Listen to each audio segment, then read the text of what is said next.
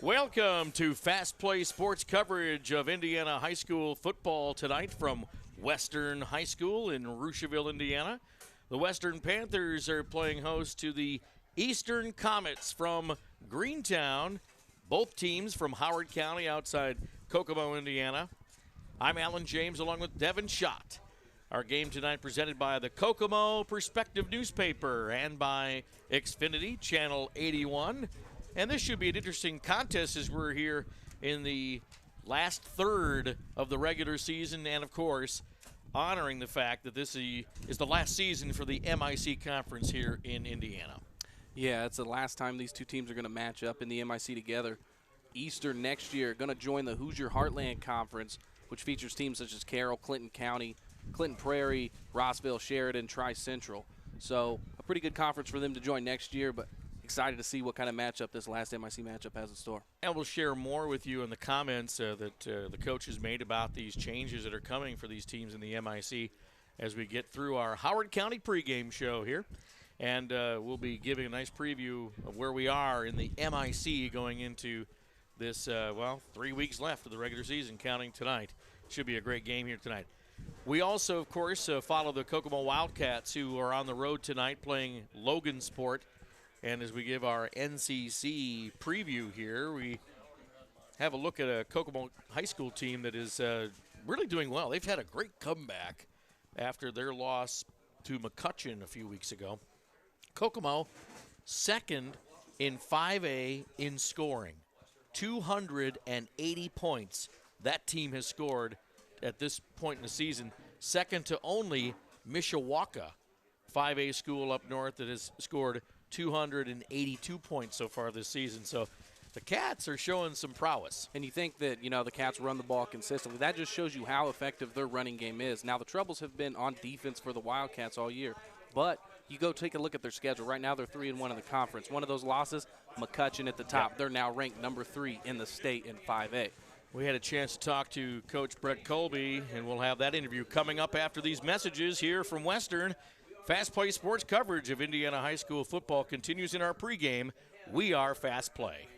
Master Creations Jewelry is your best option for buying jewelry.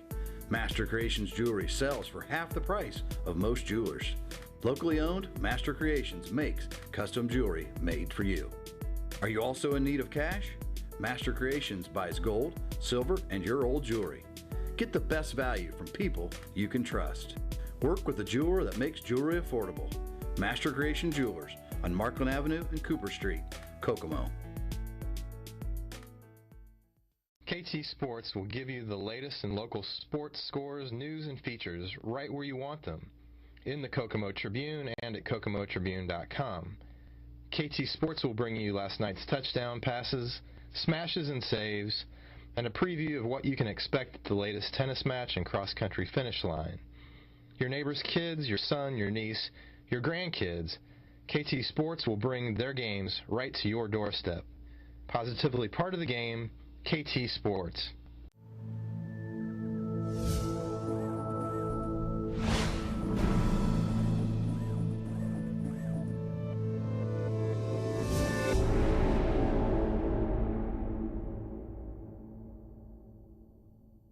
During our Howard County pregame show, we've had a chance to talk to Kokomo coach Brett Colby.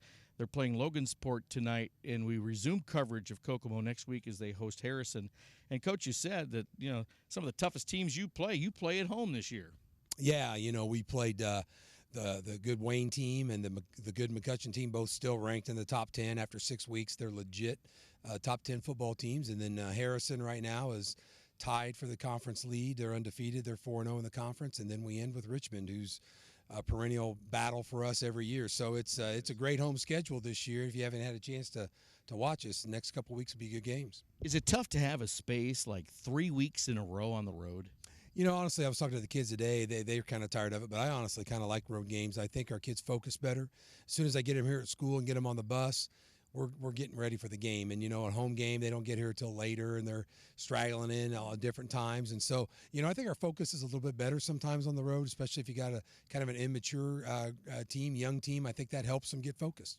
Well, you've had success on the road. That certainly is illustrated by, the wins and hopefully have a good shot at Logansport tonight. But now as you tune up and as the team gets better, this particular class is, in the second half of the season, you start thinking about the tournament?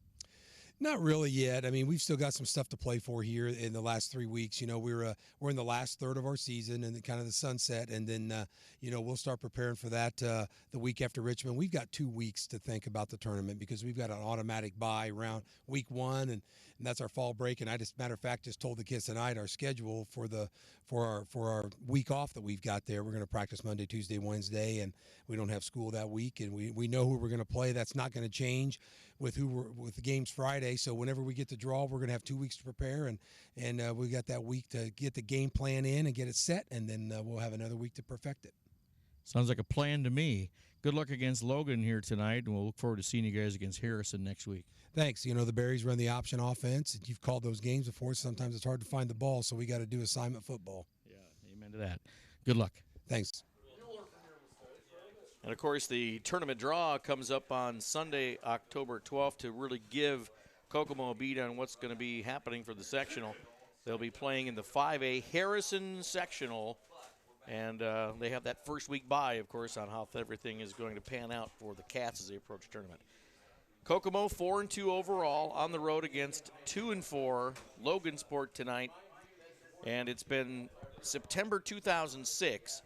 The last time the Berries were able to beat the Cats.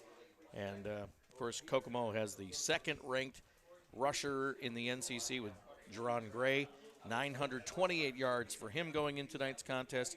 Fourth-ranked Bo Baker with 648 yards going into tonight's contest, and he's knocking on some record book doors there. He's about to jump to what is it, third all-time rushing yards. He's going to pass. I forget who he's going to pass, but I think he's right on the mark. I think he's about 70-some yards to surpass that mark. I think he'll get there by the end of the season. Yeah. That's our NCC preview here, part of our Howard County pregame here in our Fast Play Sports coverage of Indiana High School football. We're from Western High School again this week as Eastern comes to town to play the Panthers after their win over Peru last week. We got a chance to see that. It was excellent. Coming up after these messages, we are going to look at the MIC in its final year once again, coming up in our Howard County pregame. Stay with us. We are Fast Play. Men and women of UAW 1166 are committed to a great product and a great community. UAW 1166 represents the workers at the Kokomo casting plant. Proud to have helped Chrysler resume its role as a leader in the automotive industry. UAW 1166 encourages you to buy what we build locally. Buy Chrysler products. Strength and solidarity, more important than ever. Welcome to Creative Financial Center. Our financial advisors look forward to serving you in the financial planning process. Creative Financial Center is the name of a building dedicated to providing individuals, families, businesses, and organizations with quality financial products and/or services for the achievement of their goals and objectives through a network of associates committed to serving clients in a Christ-like manner by assisting them in the development of stewardship in their lives, believing that it profits a man nothing to gain the whole world and lose his soul. We look forward to seeing you. The Jeep Celebration event is going on now at Button. Choose from a selection of over 500 brand new Dodges, Chryslers, Jeeps, and Rams. Let our experienced team help find the perfect vehicle for you. And every purchase is backed with amazing Button customer service. Get behind the wheel of the all-new 2015 Chrysler 200, designed and engineered to outperform the best vehicles in the industry. Button, on the corner of Clayton Boulevard, or on the web at buttondodge.com. Imported from Detroit. Built in Kokomo! Sold at Button. Welding students from the Kokomo Area Career Center helped create a new look for Walter Cross Field. They actually designed, built, and finished all the benches and screens and lattice work. Hardest part of the project, the benches, personally, was probably would have been the overhead welds I had to do when I was welding underneath the bench. It kind of makes me happy. I mean, to see that it's out somewhere so people can see it. Hi, this is Raleigh Fingers, and you're watching Fast Play Sports Network. As we wrap up our Howard County pregame here of our Fast Play Sports coverage of Indiana High School football tonight, we are presented by the Kokomo Perspective newspaper and by Xfinity Channel 81. Enjoy our replay of this telecast tonight, Wednesday nights at 9 p.m. and on Fridays at 12 noon. I think it was about a 2.5, almost 3-hour telecast on Wednesday night. I think I went to bed just about 11:30 after watching the game on Xfinity. But it's really great to be here. I'm Alan James along with Devin Schott. And let's talk about the MIC. So look at the standings going into this week. Who wants to win the last MIC Conference Championship? Well, it looks like Lewis Cass is probably answering that call first with a 4-0 record right now here in the conference. And, of course, that's a rich tradition of football at the school. Yeah, it looks like Lewis Cass is probably going to run away with the conference. It doesn't look like the strength schedule for the rest of the season for Lewis Cass is going to be there for them to really drop one. But for the most part, you know, these Howard County schools, they want to be at the top of it. It might not happen this year, but you want to win these games when you're playing another Howard County team school, because this is the last time that you're probably going to play each other. Yeah. And, of course, all the split, we're not completely sure where everybody's going after this season. We know where the Howard County teams are going. Hamilton Heights, they got a tough game tonight. They're hosting Northwestern, so that'll be an interesting challenge. If Northwestern can get a win, they can pull within a second-place tie perhaps. Mechaniqua is hosting Peru, and after their contest here last week at Western, they might be coming back with some improvement to try and get a win tonight. So Cass is hosting Taylor. Hamilton Heights is hosting Northwestern. Peru is hosting Mechaniqua, and Western is hosting Eastern here tonight. This is a rich tradition MIC night across the area for high school football, Class 3. Yeah, and it's a different look for the Panthers tonight. You'll see those camo uniforms with the Army National Guard on the back. It's actually a recruiting effort from the Army National Guard. It started 2 years ago, is what Josh Lars was explaining to me. And they come in and they hand these kids these jerseys. And I think that Eastern's actually going to don those jerseys next week. But it's a cool thing to see the Army coming in, giving these kids the jerseys and allowing them to go with that digital camo look that everyone seems to be going with these days. Yeah, like that theme here tonight at Western High School, and you see just a lot of great involvement with students at many grade levels here tonight at Western. So it's really a great community event here, this high school football game tonight. Our last piece of our Howard County pregame sends a shout out to Northwestern High School as the Tiger student body is getting ready for a special event. The Northwestern Student Leadership Council hosting a color fun run, 5K run walk. It's coming up on Saturday, October 18th, 1 o'clock. They'll set up at the parking lot at Northwestern High School. And they're raising money for Special Olympics. So the cost is $12 per person, $50 for a team, and they charge $6 for the students kindergarten through 6th grade who'd like to participate. Special Olympians are admitted free, of course, to this event. Proceeds will benefit Special Olympics of Indiana, and that's a nice event coming up for the student body and all that want to attend at Northwestern High School. That wraps up our Howard County pregame in front of this Western-Eastern game. Fast Play Sports coverage of Indiana high school football tonight. I'm Alan James along with Devin Schott. We're just about ready for kickoff. Yeah, and we had a little bit of rain leading up to the game. It seems like we haven't seen any raindrops for the past hour or so, and the wind is picking up, so I wonder if that has dried the field out. I don't know the exact conditions right now, but we got two spread offenses that love to move the ball downfield, and I think we're going to see some heavy running because I think the field's a little bit wet, but it's going to be fun to see how these offenses deal with this weather. Well, the Western Panthers, coached by first-year coach Ron Jankovic, he's improving each week with this squad and a system that is somewhat new to Western, and they certainly showed it off against Peru last week. Eastern is coached by Josh Edwards, and talking to him today, my goodness, 8 years he's been coaching at Eastern already. Isn't that something? Yeah, it just makes me feel old thinking about that because, I mean, I can recall, being in high school and he was the coach, but he was new, so when you say 8 years, it makes me feel ancient. I remember when he first came to town, he was doing physical training at the YMCA, and Western receives the kick, and we're underway here from Western High School as a healthy return is coming back to past the 35-yard line to set up Western's offense for the first time in this ball game. Good to see a spot at the 37-yard line here. 1st and 10 coming up for the Western Panthers. I'm excited to see number 25, Pappy Byers, back in the lineup. He hurt himself week 2 last year. Didn't get to see him that much. He's back and he's going to be featured on both sides of the ball. So look out for him because he is one of the key components to this Eastern team. Freshman quarterback Tyler Nepley, number 3, is in the shotgun. He's going to hand off on first down, and we saw this gentleman last week and had a solid game. Cameron Dessing, he gets the call on first down and gets maybe a couple of yards, and they'll go to second and about 8 coming up here for Western. Yeah, this Western team goes with a running back by committee. We'll see a couple different running backs getting a ton of carries for this Western Panthers, and that's one thing I really like about this Western Panther offense. They always have fresh legs able to run the ball. Nepley runs that no huddle here as we get ready for the second down play. Going to pass it out to the left flat, overthrew his intended receiver. He was trying to get it out to Micah Beard right there, and well, that's a young man, Beard number 2, who can really take off and run if he gets into the open.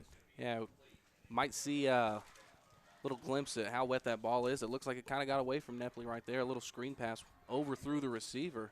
We'll see on this third down, obviously a passing down, what that ball's going to do out of his hand. Look at the spread for Western here on 3rd and long. Nepley's looking over the field. They do have 1 to the right, 3 receivers to the left on this third down play. Fake the handoff.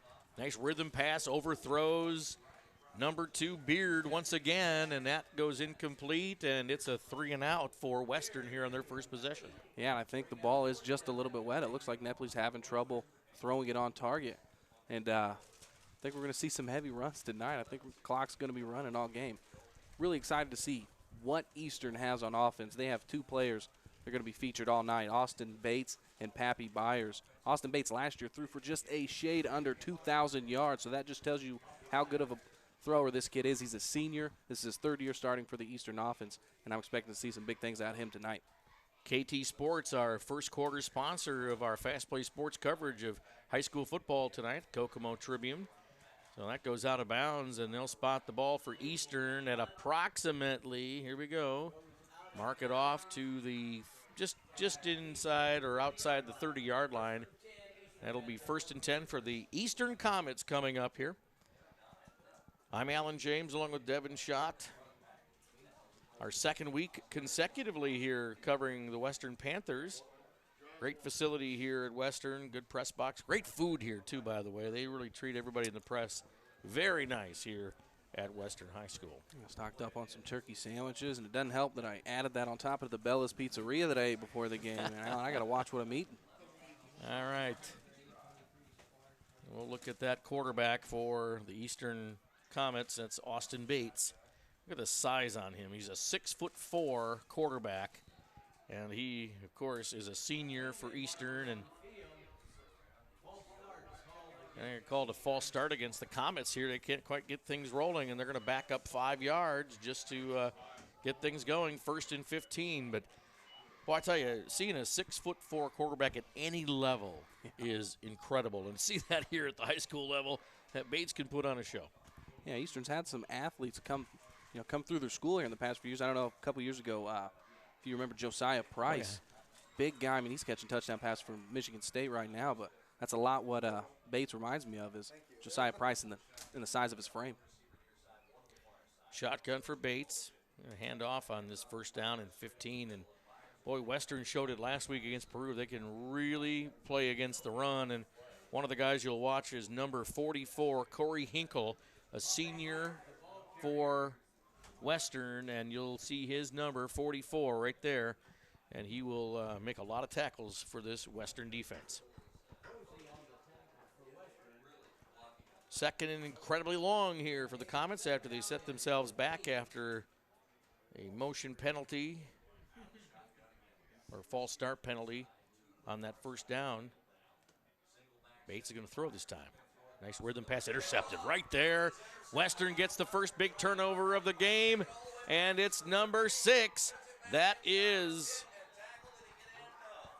they're trying to see if he got into the end zone, but number 6, Tristan McLean, picked off that pass from Bates, and that first turnover goes to the Western Panthers, and there they are, knocking on the door to the first score as well. Yeah, I think Bates was just expecting a little more pressure right there. Western dropped back at least 3 in coverage. And right there, Austin Bates tried to look off a defender and threw it right into number 6's hands. Easy interception for the Western Panthers. Well, the penalty flag is also on the play, and we'll try and figure out what the referees are going to assign here. I don't know if that's going to negate the turnover or what the deal. It looks like the offense is going out there for Western. So whatever it was, the holding is the call. So that just brings it's a spot foul. So that brings it all the way back out here. Now they've got the ball set up on the 30. Is it the 30-yard line? 30-yard line of Comets territory. 1st and 10 for Western. Right back into the shotgun is Tyler Nepley, and he hands off once again. I believe that was Dessing, number 25, the ball carrier, and he hits a wall of defenders for Eastern, and it's a short gain on the play. I think both teams are just going to send an enormous amount of pressure because I don't see either team opening up these defenses with the air attack. And right now, Western just not finding anything on the ground. We'll see if they can start to get a little penetration on the offensive line. Nepley's going to pass this time. He's going to go long. He's got the connection. What a beautiful pass. He connects with number 7, Kyler Vale, for the touchdown. And can you pass in this wind? The answer is yes.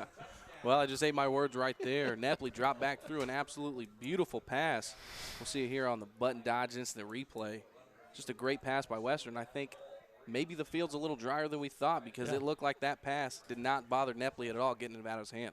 Boy, great separation from the defense, and boom. Could walk right into that end zone. Big score to get Western on the board first, and it really comes after the turnover. The interception set up the Western Panthers on the 30-yard line in 2 plays there in the end zone. Here they go with their 2-point conversion try. Pass it again, and that's incomplete. So they will finish this drive with 6 points. But they have the lead here early in the first quarter. Our KT Sports first quarter of play and our CFD investment scoreboard, Western 6, Eastern nothing. We'll be back after this message for the kickoff. Back to Eastern coming up. We are Fast Play.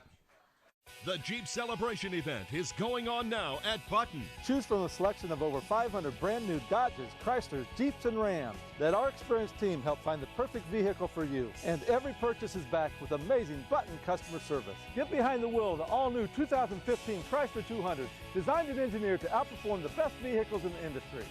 Button, on the corner of Clayton Boulevard, or on the web at buttondodge.com. Imported from Detroit. Sold at Button. Back we are, Fast Play Sports coverage of Indiana high school football here from Western High School in Rocheville.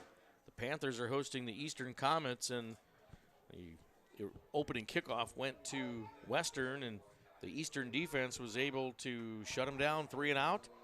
They get the ball. We talk about they being Eastern, and their outstanding senior quarterback, Austin Bates, throws an interception in their first series, and that set up Western for their scoring drive. They're up 6-0 here on our CFD investment scoreboard. So they squib the kick back to Eastern, and they're going to have decent field position. Looks like they're going to set them up on the 29-yard line of their own territory for their second series of this game. Yeah, it's not a bad idea. You just squib it down the field.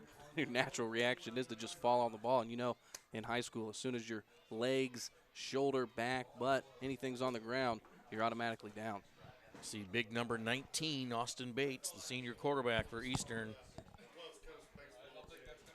He'll settle things down here in the second possession, see if he can get some offense going for Eastern.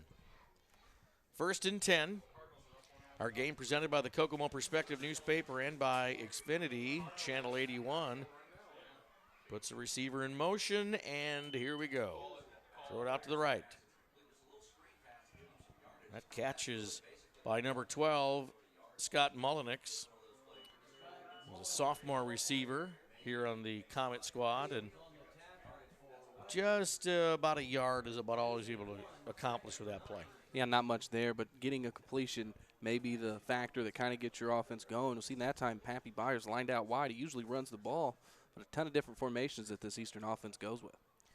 Eastern squad that's been decimated by injuries. You know, Coach Edwards was telling me before the game that they suffer, you know, some hard consecutive games when they're playing Hamilton Heights and they're playing Lewis Cass and they're playing some of the toughest teams in the conference right off the bat and consecutively, and it's been tough. But decent run on second down there as number 36, Andrew Turner, got the carry, and looks like he is right there in the territory of a first down, but, well, they just signaled it.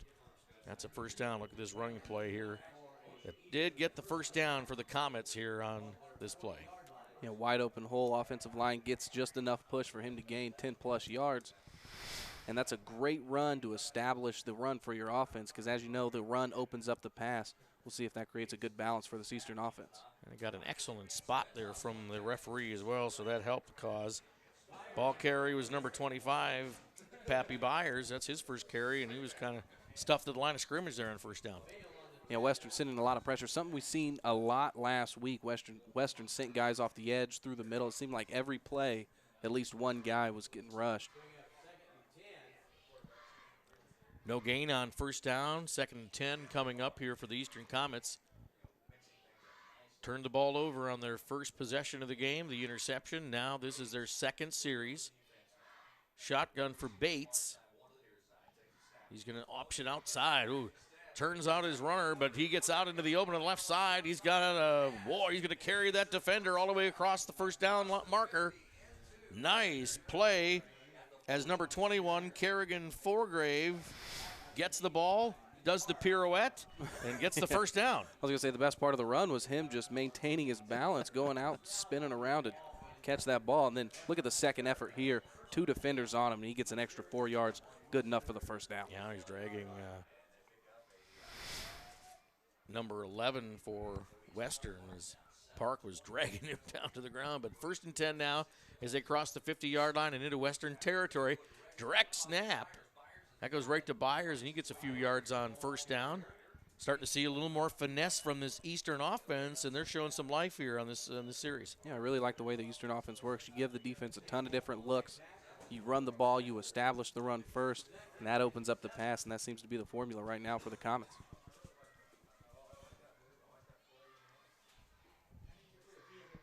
Second down and 7 yards to go here for the Eastern Comets. Now they're going to spread it out here on this play. Trips to the left, single receiver to the right. Bates options out. Byers gets that ball again, but I tell you what, great pursuit by that Western defense. And Min Park, number 11 right there, led the defense right there. He did a great job. And that's nothing but assignment football. You'll see the left end come around that's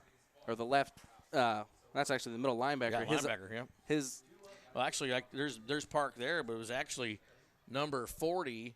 That's J.T. Benzinger was really at the point of attack. That's assignment football right there. The middle linebacker comes up. He forces the quarterback to pitch it. And even though the quarterback pitches it, somebody has already assigned to Pappy Byers right there, and he was able to make the tackle in time. 3rd and long. They lost a couple yards on second down, so Bates in the shotgun. Tosses it out there this time, and boy, got some nice stretch at the end as number 20, Tyler Tattersall, he gets the call and catches that pass, and with that second effort, he is close to the first down. Look at him, look at that speed. And Western just soft on the coverage. The outside linebackers got to go out there and account for him quick. Just a little too quick. Spot looks like. Oh, my gosh, there was a penalty on the play, too, and that's going to mark it back. And that is a spot fall, 10-yard penalty now against Eastern. And they're trying to ascertain where the holding took place, and now referee marches this way back for Eastern, and it's going to be 3rd down again, but it's going to be a long, I'm thinking 16 yards for the first down. Yeah, and the key here is just to pick up at least 10 yards. You want a manageable 4th down. You got to figure they're going to go for it, but what a drive killer right there with the penalty. Boy, kind of a draw play, but that really gave a shot at least, it looked like, as we saw Byers take the handoff on that delayed draw, and boy, he just couldn't get enough room because there once again is number 6 for Western, Tristan McLean. He gets in on the tackle, and that's 4th down, and then about 9 to go. They got the punt formation out there this time. I think if you pick up 5 more yards, you end up going for it right there, but I like the decision by Eastern to go ahead and punt this ball, put Western in some down territory, and don't allow them to drive the field easily. And this is exactly what Coach Josh Edwards for Eastern continues to say. They've had a full season of situations where They are moving the ball, and it's a turnover that gets them. They're moving the ball, and it's a penalty that gets them. And just little breakdowns in the fundamentals get them all the time. And another penalty right there on that play marks the ball back even further back into their own territory. They're going to punt from the 25-yard line. Yeah, that's a huge penalty because now you're worried. Western's got two guys that can beat you with the punt return at any given time, and now you mark those, look like 15 yards back, and now Eastern's facing some pretty difficult field position for Western. They like to see Dessing for Western on the punt returns, and is it Stout or is it McLean that's the other deep I think it was receiver? McLean last week, so I imagine it's still McLean. Kind of a line drive punt. Doesn't take a very generous bounce at all, but no one wants to get on that ball, and they're going to set up Western's offense at about the 33-yard line here with 4:53 to go here in the first quarter of play. Our first quarter presented by KT Sports. We are Fast Play Sports covering Indiana High School football tonight from Western High School. The Panthers, part of the MIC, hosting their MIC rival from across the county, the Eastern Comets from Greentown, Indiana. They're up 6-0 on our CFD investment scoreboard, and they're starting 1st and 10. Nepley, the freshman quarterback for Western, hands off this time, and boy, a nice stiff Eastern defense. Stops number 26, and this is the other feature back for the Western Panthers, and that is Brooklyn Waters. And boy, that kid can get up and go too. Yeah, he's about, in my opinion, he's just as good as Dessing is, and he will get about, say, 30% of all carries. And he did a great job last week coming in and providing that relief. Second down and a yard, well, a yard on the first down, so it's 2nd and 9 here for the Western Panthers. This pass out the left side, off the hands. It was number 4, Jacob Douglas, who was the intended receiver, and boy, he was right there open in the flat and couldn't hang on. Yeah, you might be able to blame it on a wet ball today, but anytime it hits you in the hands like that, no excuse. You got to catch that. That was right through the wickets. I don't think those conditions are affecting them. Other than the wind, I don't think they're dealing with a wet football right now. I'm not down there, so I can't be sure, but it doesn't seem that wet out there anymore. It's not raining as it was in the pregame. Big third down conversion. 9 to go. Fake the handoff. Going to go deep this time. Can he get there? No. Boy, the ball was thrown short. It was intended for number 7, Kyler Vale. Fairly decent coverage on the play. It was Colton Little for Eastern who was in the coverage, but he didn't have to do much because the ball was really thrown short.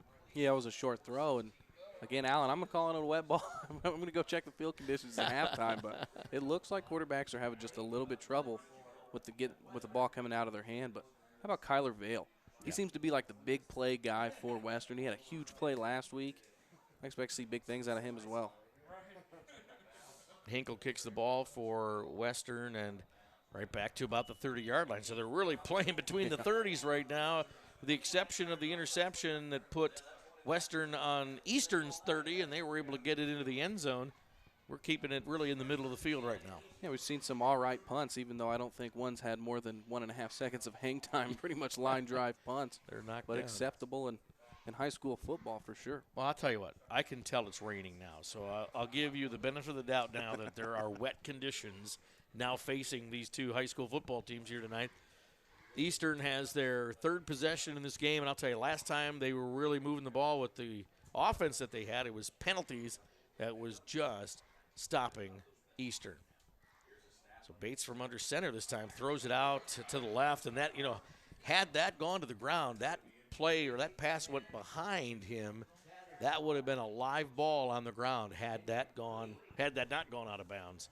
They're calling it an incompletion, but that would have been a fumble if that would have been in play. Tough deal, and you got Ricky Bearden, is that the kid? He could have caused a little bit of a problem there by letting that ball go through his hands. To me, they should have marked off it looked like a fumble because, like you said, it was behind the line. Give him the benefit of the doubt here in this game.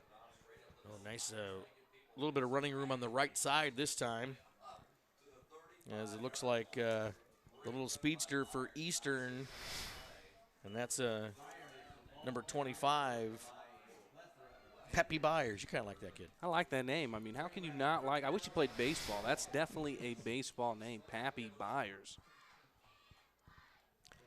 So Eastern with a manageable down and distance here on third. Called it 3rd and 4 for the Comets. And this is the point where they broke down with penalties in their last drive. Maybe they can keep things moving on this play. Bates is back to pass. He's going to throw, and that's deflected off of the receiver. I mean, it was a close one right there as Kerrigan Forgray, the intended receiver, ball bounced off his hands and into the air.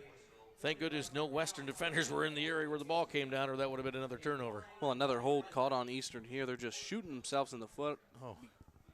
Curious to see what Western's going to do. Yeah, it looks like they're going to go ahead and decline it, make it 4th down. So they're not going to mark off any yards. They're going to go ahead and take the 4th. Eastern going to punt. But I tell you what, Austin Bates looks pretty poised in the pocket right now. He looks like he's not having any trouble with the wet ball. It's the receivers that are really having trouble handling this ball. Well, with that wind, I mean, let's talk about this. We've probably had a 15-degree temperature drop from when the time when fans were driving out here to Western. Right there, you can see Dessing's fumble there of the punt return, but he's able to get on the ball. So the ball's going to set up here. It looks like at about the 26-yard line is where Western's going to start this time, but you take a 15-degree temperature up. I think it was 62 degrees as I was driving out here about 5:30. And then when that cold front hit, I bet it's dropped 15 degrees in temperature. So let's say that it is now, between 45 and 50 degrees out there, and the wind chill probably is freezing. Well, you said it, the wind is terrible. I was setting up some of the cameras on top of the press box before the game, and we were having trouble standing up there. I mean, I was scared for my life. I shook Josh Edwards' hands out on the field, and his hands were ice cold, and that was during the pregame. Imagine what it's like out there now. But you look at these kids in high school football. Back in my day, we didn't wear gloves. there weren't these fancy gloves these guys are wearing, but most of the players are wearing gloves, and I don't know if that takes away from the feel of the ball. Did you wear gloves when you played varsity? I wore gloves in specific occasions. I wore gloves if it was wet, because actually a wet glove, for certain types of gloves, the stickiness on them, once you get them wet and then get them dry, so the key was to have a dry towel, but once they're wet and then they're dried, it creates a sticking. But, I mean, if it was a dry game, there is no doubt about it. If I was catching a pass, I liked naked hands. There's nothing better than that. I mean, that's the best feel, in my opinion, when catching a pass. My goodness, another penalty, this time on the Eastern defense. Marks off a humongous 15-yard penalty, and now right at the Eastern 45, Western has a 1st and 10. And again, Coach knows these are the mistakes that this team has been making nonstop through this season. Dessing, the ball carrier, doesn't see much running room. Actually, it looked like he's going to lose a couple of yards there on 1st down. And this game, to me, is just going to turn into a battle between offensive lines. Which offensive line can get push and allow your team to get those 3 to 4 yards of play that you need? Because right now, if I'm either of these coaches, I'm sending all the pressure I can. I'm going to go ahead and give you the deep ball. If you want to throw that, go ahead and take a shot, because I'm telling you, it is super wet out here, and I don't see these high school kids making those deep throws and catches.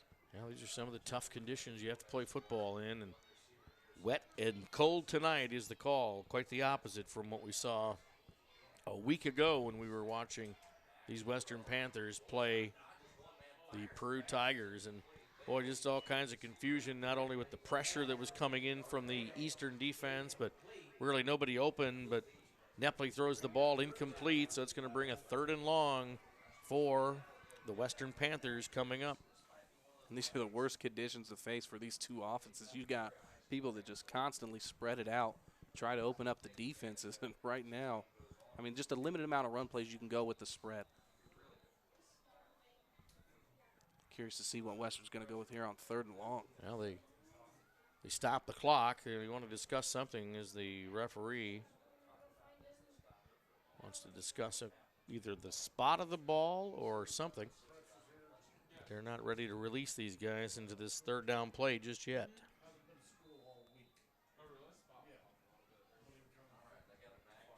So here we go. 3rd and long for the Western Panthers here, and this is the 1st quarter of play here from Western.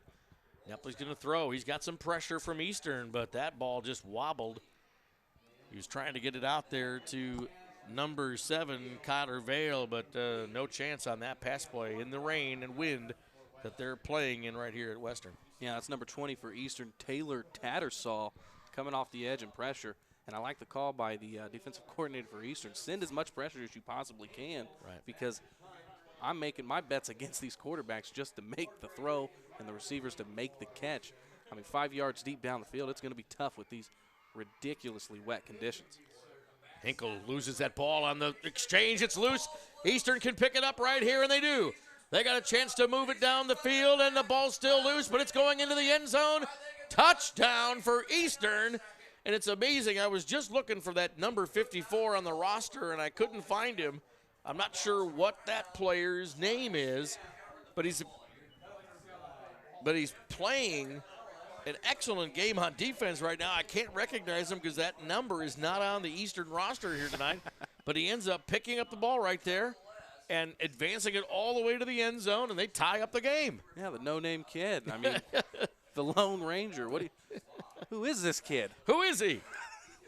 You know, it's amazing when you get the away jerseys, though, and a lot of times it means a different number for a player on the road. So, you know, perhaps that's Gavin James. He's a big kid, so I'm saying anybody that's 6'1" or above on that roster around that number is probably that kid. He seemed like one of the bigger kids on the field. Could be.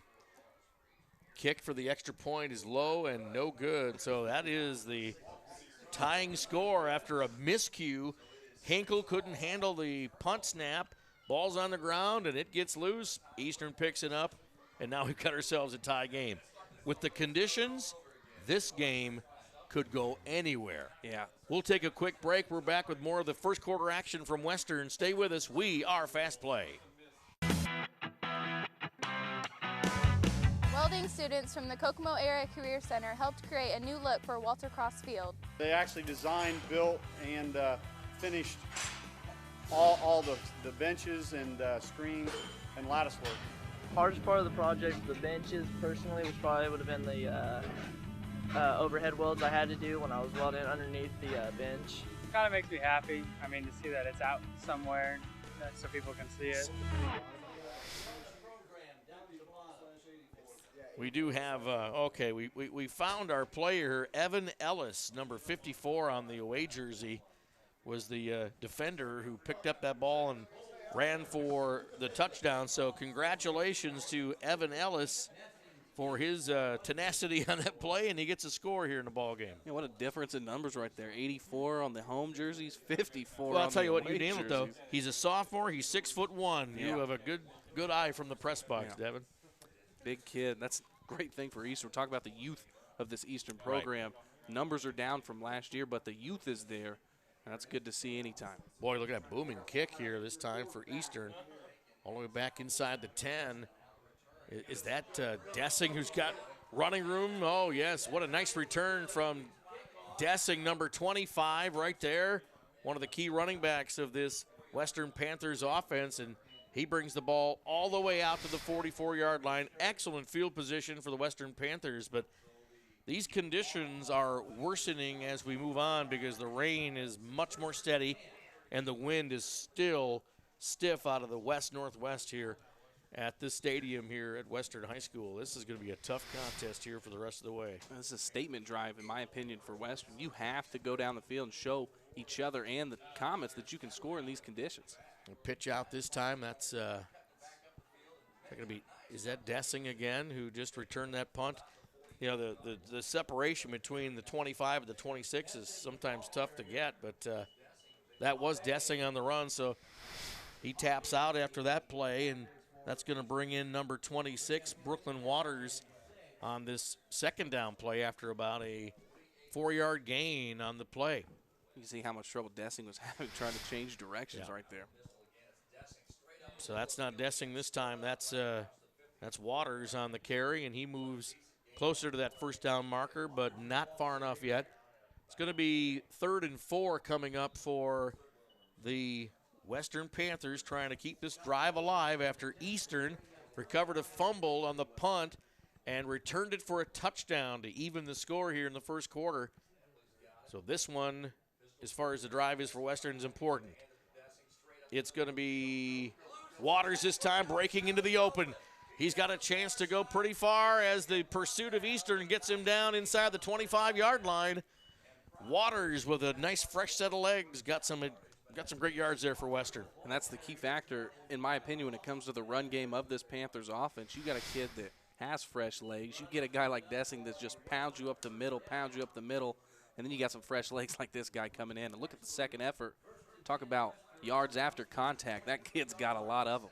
Well, I like Waters. I tell you, he's a junior, and he weighs in at about 203, so he's a load to handle. He gets the handoff this time. That's still Waters in there for Western, and it's a short gain on first down. And they are about to get into the red zone here for the second time in the game. Clock goes to 0. That's the end of our first quarter. Thanks to the Kokomo Tribune, KT Sports for sponsoring our first quarter. We'll be back to get the second quarter going here next on Fast Play Sports coverage of high school football. We are Fast Play. Master Creations Jewelry is your best option for buying jewelry. Master Creations Jewelry sells for half the price of most jewelers. Locally owned, Master Creations makes custom jewelry made for you. Are you also in need of cash? Master Creations buys gold, silver, and your old jewelry. Get the best value from people you can trust. Work with a jeweler that makes jewelry affordable. Master Creation Jewelers on Markland Avenue and Cooper Street, Kokomo. Welcome back to Fast Play Sports coverage of Indiana high school football here tonight from Western High School. I'm Alan James along with Devin Schott. Our game presented by the Kokomo Perspective newspaper and by Xfinity Channel 81. Watch the replay of this telecast Wednesday night, 9 p.m., then again Friday at noon on Channel 81, Xfinity by Comcast.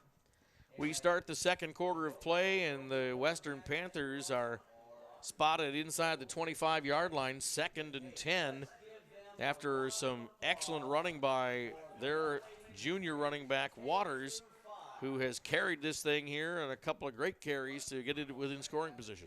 Yeah, I think Eastern's just a little worried about letting Dessing or Waters around the edges. They're sending pressure around the edges, but right there, Western, that entire drive has been right between the tackles.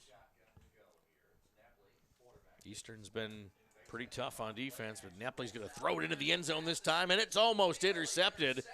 Boy, I tell you what, that was an excellent position, but just couldn't get the position. Isaac Haney for Eastern, number 28, had a beat on the ball, but that collision kind of knocked him off being able to intercept it. Yeah, and if you're Western's coach, Coach Jankovic, I mean, why? I want to ask him, why are you diverting from the game plan that you already had? You were playing smash mouth football. You're moving the ball up the field. Why on second down take a chance of throwing a wet ball? 3rd down and 10 to go for Western. This is an important one. Optioning with the ball this time, and tackled in the backfield is, that's the Byers makes the tackle for Eastern, but the quarterback keep definitely couldn't get anywhere on that play, so that brings up 4th down. And you wonder what Western's going to do. They probably don't have a field goal kicker that's good from this deep. That'd be about a 35-yard field goal. They're going for it here on 4th.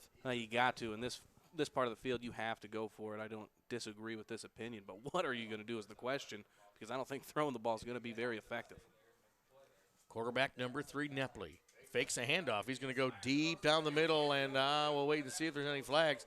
There was a lot of guys in the coverage right there, but the intended receiver on the play was number 4, Jacob Douglas for Western, but it was well defended by number 20, Taylor Tattersall from Eastern. So Western will turn the ball over to Eastern on downs, and the score remains tied at 6 apiece here on our CFD Investment scoreboard. And if these conditions continue like they're continuing right now, I mean, this is just going to be a battle between offensive lines all game. We'll see if Eastern can get the push they need to gain some yards with the run, but for the most part all game, they've struggled running the ball. Number 19, Bates, the quarterback for Eastern, 6'4" senior. Leads his squad on this series. Running room along the right. And had some decent movement for Pappy Byers, number 25, the Eastern running back. Looks like he gets about 4 yards on that carry. 2nd and 6 coming up. It's not that pretty. It's a lot like what we see at Kokomo, but I'll tell you, 3 to 4 yards a carry is going to guarantee you a first down in 4 tries. And right there, nice job by Pappy Byers of picking up what he had to pick up. We had a couple of turnovers in this game that have been really the scoring opportunities for both of these squads so far in the game. A interception for Western set them up within scoring position. Boy, Byers looks great on that particular running play, and we'll watch the field for laundry right there before we give them the score on the first down, but everything looks good right there, and Pappy Byers with the ball, number 25, gets that first down for Eastern. Look at that, right through the hole, and boom. Yeah, huge hole, trap block right there by Eastern. Great job, Pappy Byers hitting the hole, gaining about 12 yards. We'll see if Eastern can continue this ground attack, but for them, it looks pretty good so far. Tackle for Western by Dessing, who's playing both ways quite a bit here in this game. Really a score-saving tackle. Now, looks like Western looks like they jumped off sides there, but we'll see if there was any movement from Eastern to draw them across. And they are going to call the penalty against the Western defense. Mark off 5 yards, and that's going to make it a 1st and 5 for the Comets as they're getting close to midfield here. 10:08 to go, 10:06 left to go here in this second quarter. And, of course, our second quarter sponsor is Kokomo School Corporation. Glad to have them supporting our Fast Play Sports coverage here tonight. Eastern's Bates in the shotgun. Oh, the ball's on the ground, but Bates gets back on top of it. He was trying to hand it off to Byers, and that handoff didn't go, and that ball went to the ground, and they had a lucky save right there on that 1st and 5. Yeah, I'm taking a look at Western's linebackers, seeing what kind of pressure they're going with from that linebacking core, and they sent everyone that play. So Eastern's one pass away from gaining 30-plus yards, but the question is, can you pass the ball? 2nd and 5 this time for the Comets. Quarterback Austin Bates has stayed in the shotgun the whole time. Nice little movement in the fake. He's got Byers who's into the open. He's going to break it all the way. Will anybody catch him? No way. Touchdown, Eastern, and they take the lead. No flags on the field, and what a game. Who knew this was going to happen? That's my man Pappy Byers with the long run. But what a weird, deceptive type of move right here. We'll see from the boom. It looked like he was going with a fake pass, and what a weird motion from the quarterback, Austin Bates. Yeah, it was like a play-action run. That's really what it looked like. Kind of the reverse of what you'd normally see, but once Byers got into the open, and we'll give some credit to number 21 for Eastern, Kerrigan Forgrave. He got in the way of those defenders who may have been able to catch Byers, but he did it legally and prevented them from getting the tackle. So Eastern now has the lead. They put up the kick for the extra point, and it's good. And look at this score all of a sudden. It'll be a shocker once it hits Twitter. The Eastern Comets are ahead of the Western Panthers 13-6 on our CFD Investment scoreboard. We'll take a quick commercial break and continue to cover our high school football from Western tonight. We are Fast Play. KT Sports will give you the latest in local sports scores, news, and features right where you want them, in the Kokomo Tribune and at kokomotribune.com.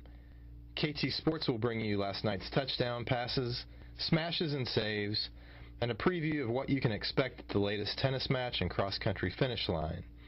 Your neighbor's kids, your son, your niece, your grandkids, KT Sports will bring their games right to your doorstep. Positively part of the game, KT Sports. Welcome back. Fast Play Sports coverage of this Indiana high school football game tonight from Western High School, presented by the Kokomo Perspective newspaper and by Xfinity, Channel 81, home of Fast Play Sports on cable television. Great picture and sound right there on Channel 81. Wednesdays at 9 p.m., Fridays at 12 noon. You can watch the replays of our Fast Play Sports coverage of high school football. Now the ball fell off the tee, so the Eastern kicker is going to have to reset that. He went all the way into his little routine. A lot of kickers do a routine like that as they mark off the distance that they feel comfortable with. It's quite a routine for a lot of kickers. Now watch him do this. Checks the ball on the tee. Now he's got a little routine. He backs up so many yards, then goes to the right so many steps, and that's his way. He's a left-footed kicker, it looks like. And boom, there it comes. And all that for a squib kick. So here we go.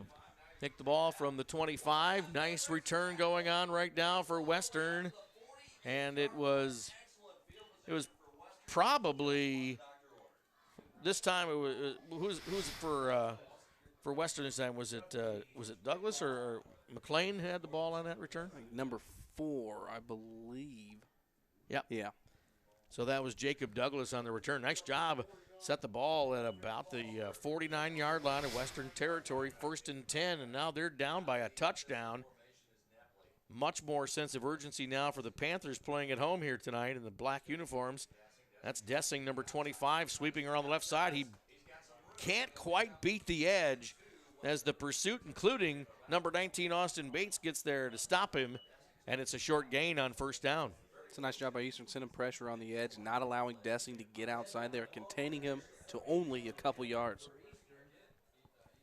And he's shown in this game that he's got the speed to go the distance, so you got to be very, very aware of number 25 when he's got the ball.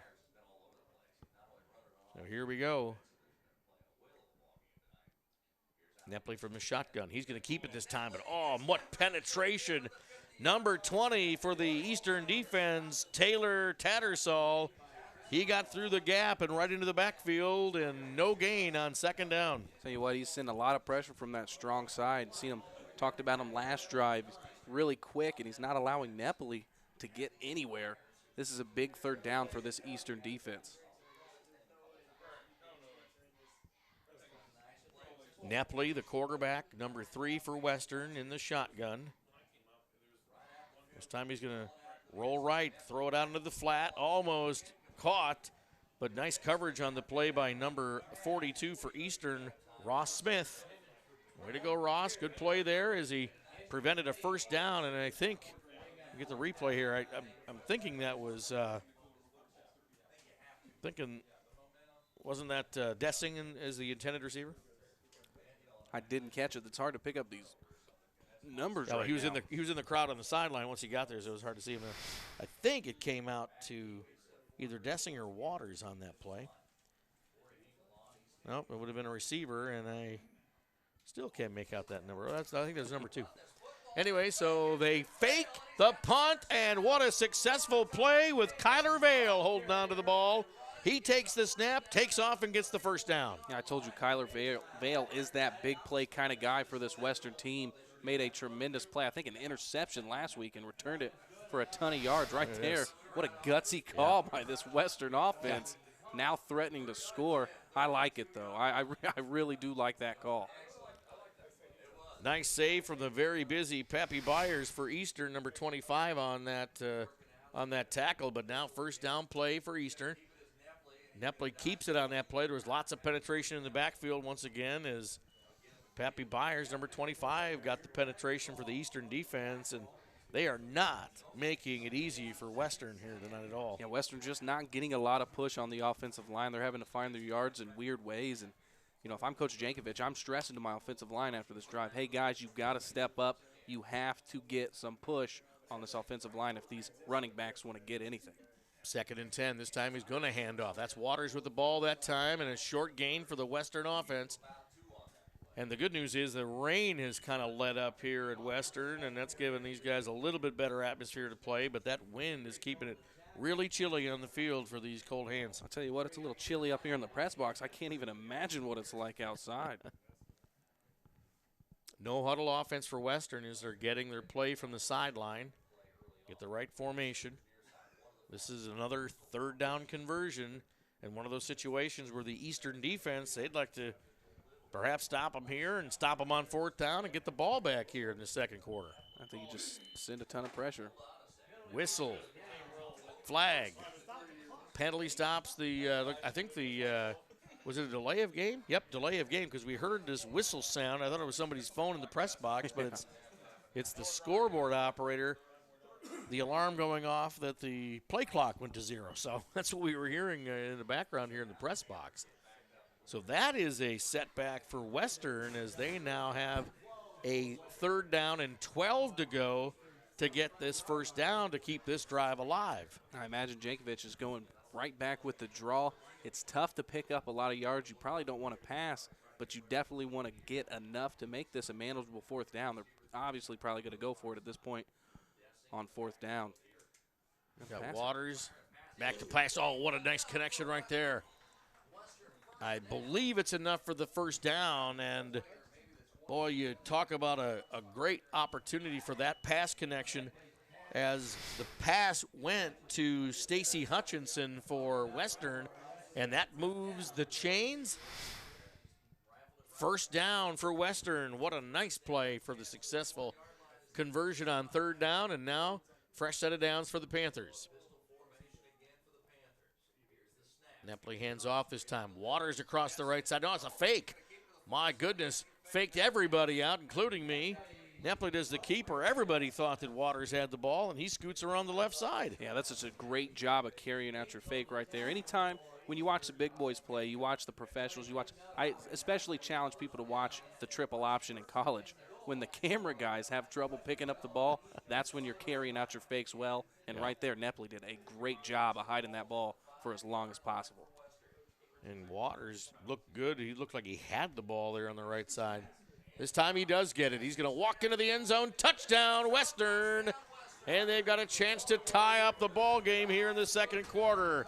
Well done for the running back. But what you put 6 points on the board. You're down a single point, Allen. What do? You went for 2 the first time. You didn't convert. It's probably tough to kick a field goal with these wet conditions. What's Western going to do in this situation? Do you take the lead, or do you go ahead and kick it and try to tie it up? Well, it's always a fancy formation that they use to confuse the defenders here. And you've got Jacob Douglas, number 4, at the center of the formation. He's calling a play. And he is going to run the ball up the middle, and he gets the conversion. Easy does it. And that is a 2-point conversion led by Jacob Douglas, who faked them all out. And now Western takes the lead by a point, 14-13 on our CFD Investment scoreboard. Well, I just don't understand why you send all those defenders out there to guard those linemen. It's tough to catch a ball with these conditions, as we know already. What a weird formation by Western, though. I'm not used to seeing that kind of stuff, but no, hey, it works. Perfectly legal. Yeah. And as long as you have the right amount of people on the line of scrimmage and your receivers are not covered and all that, I mean, as long as you line it up correctly. But what it did is it thinned out that defense trying to prevent the extra point from being successful, and it was just an easy run for Douglas up the middle because he only had a couple guys he had to get past. Well, yeah, Eastern was going man for man. They sent like 4 guys out to the left right there, and you just shouldn't. You should maybe put 1 or 2 defenders out there because you got to figure there's only one guy in that situation that can even catch a pass. Yeah. So I think you keep the pressure up the middle, but what a weird thing. Works for Western.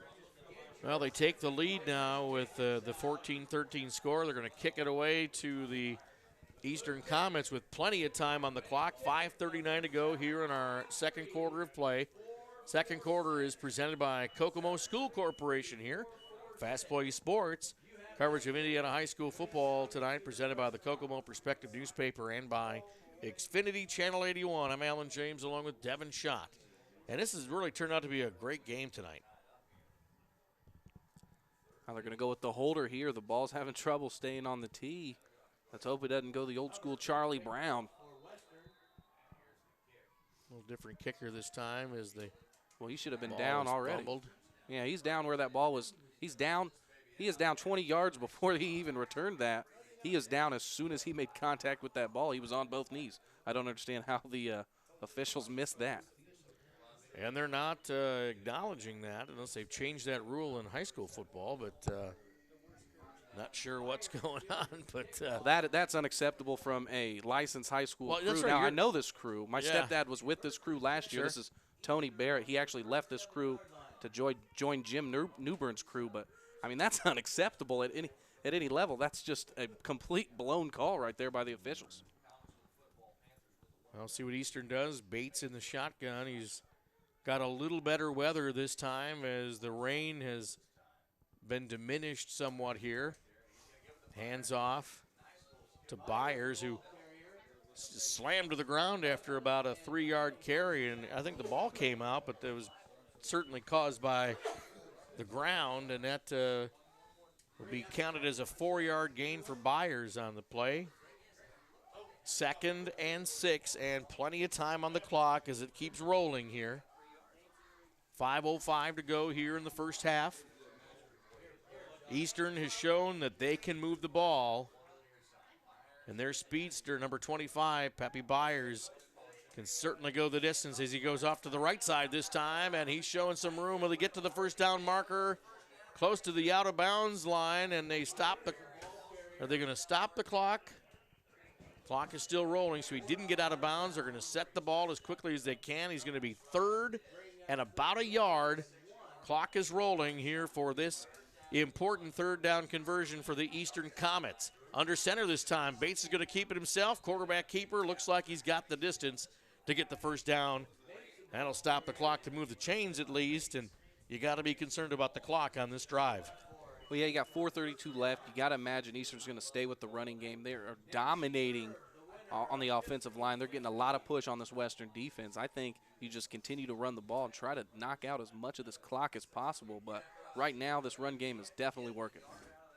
Eastern spreads them out here on this formation on the play. 2 receivers right, 1 to the left, and they'll hand it off to Byers up the middle, and he gets maybe a yard on that carry as the front line of that Western defense, which continues to be led by some studs for Western, including Jacob Stout and number 44, Corey Hinkle. They've all been solid defenders for this Western team this year.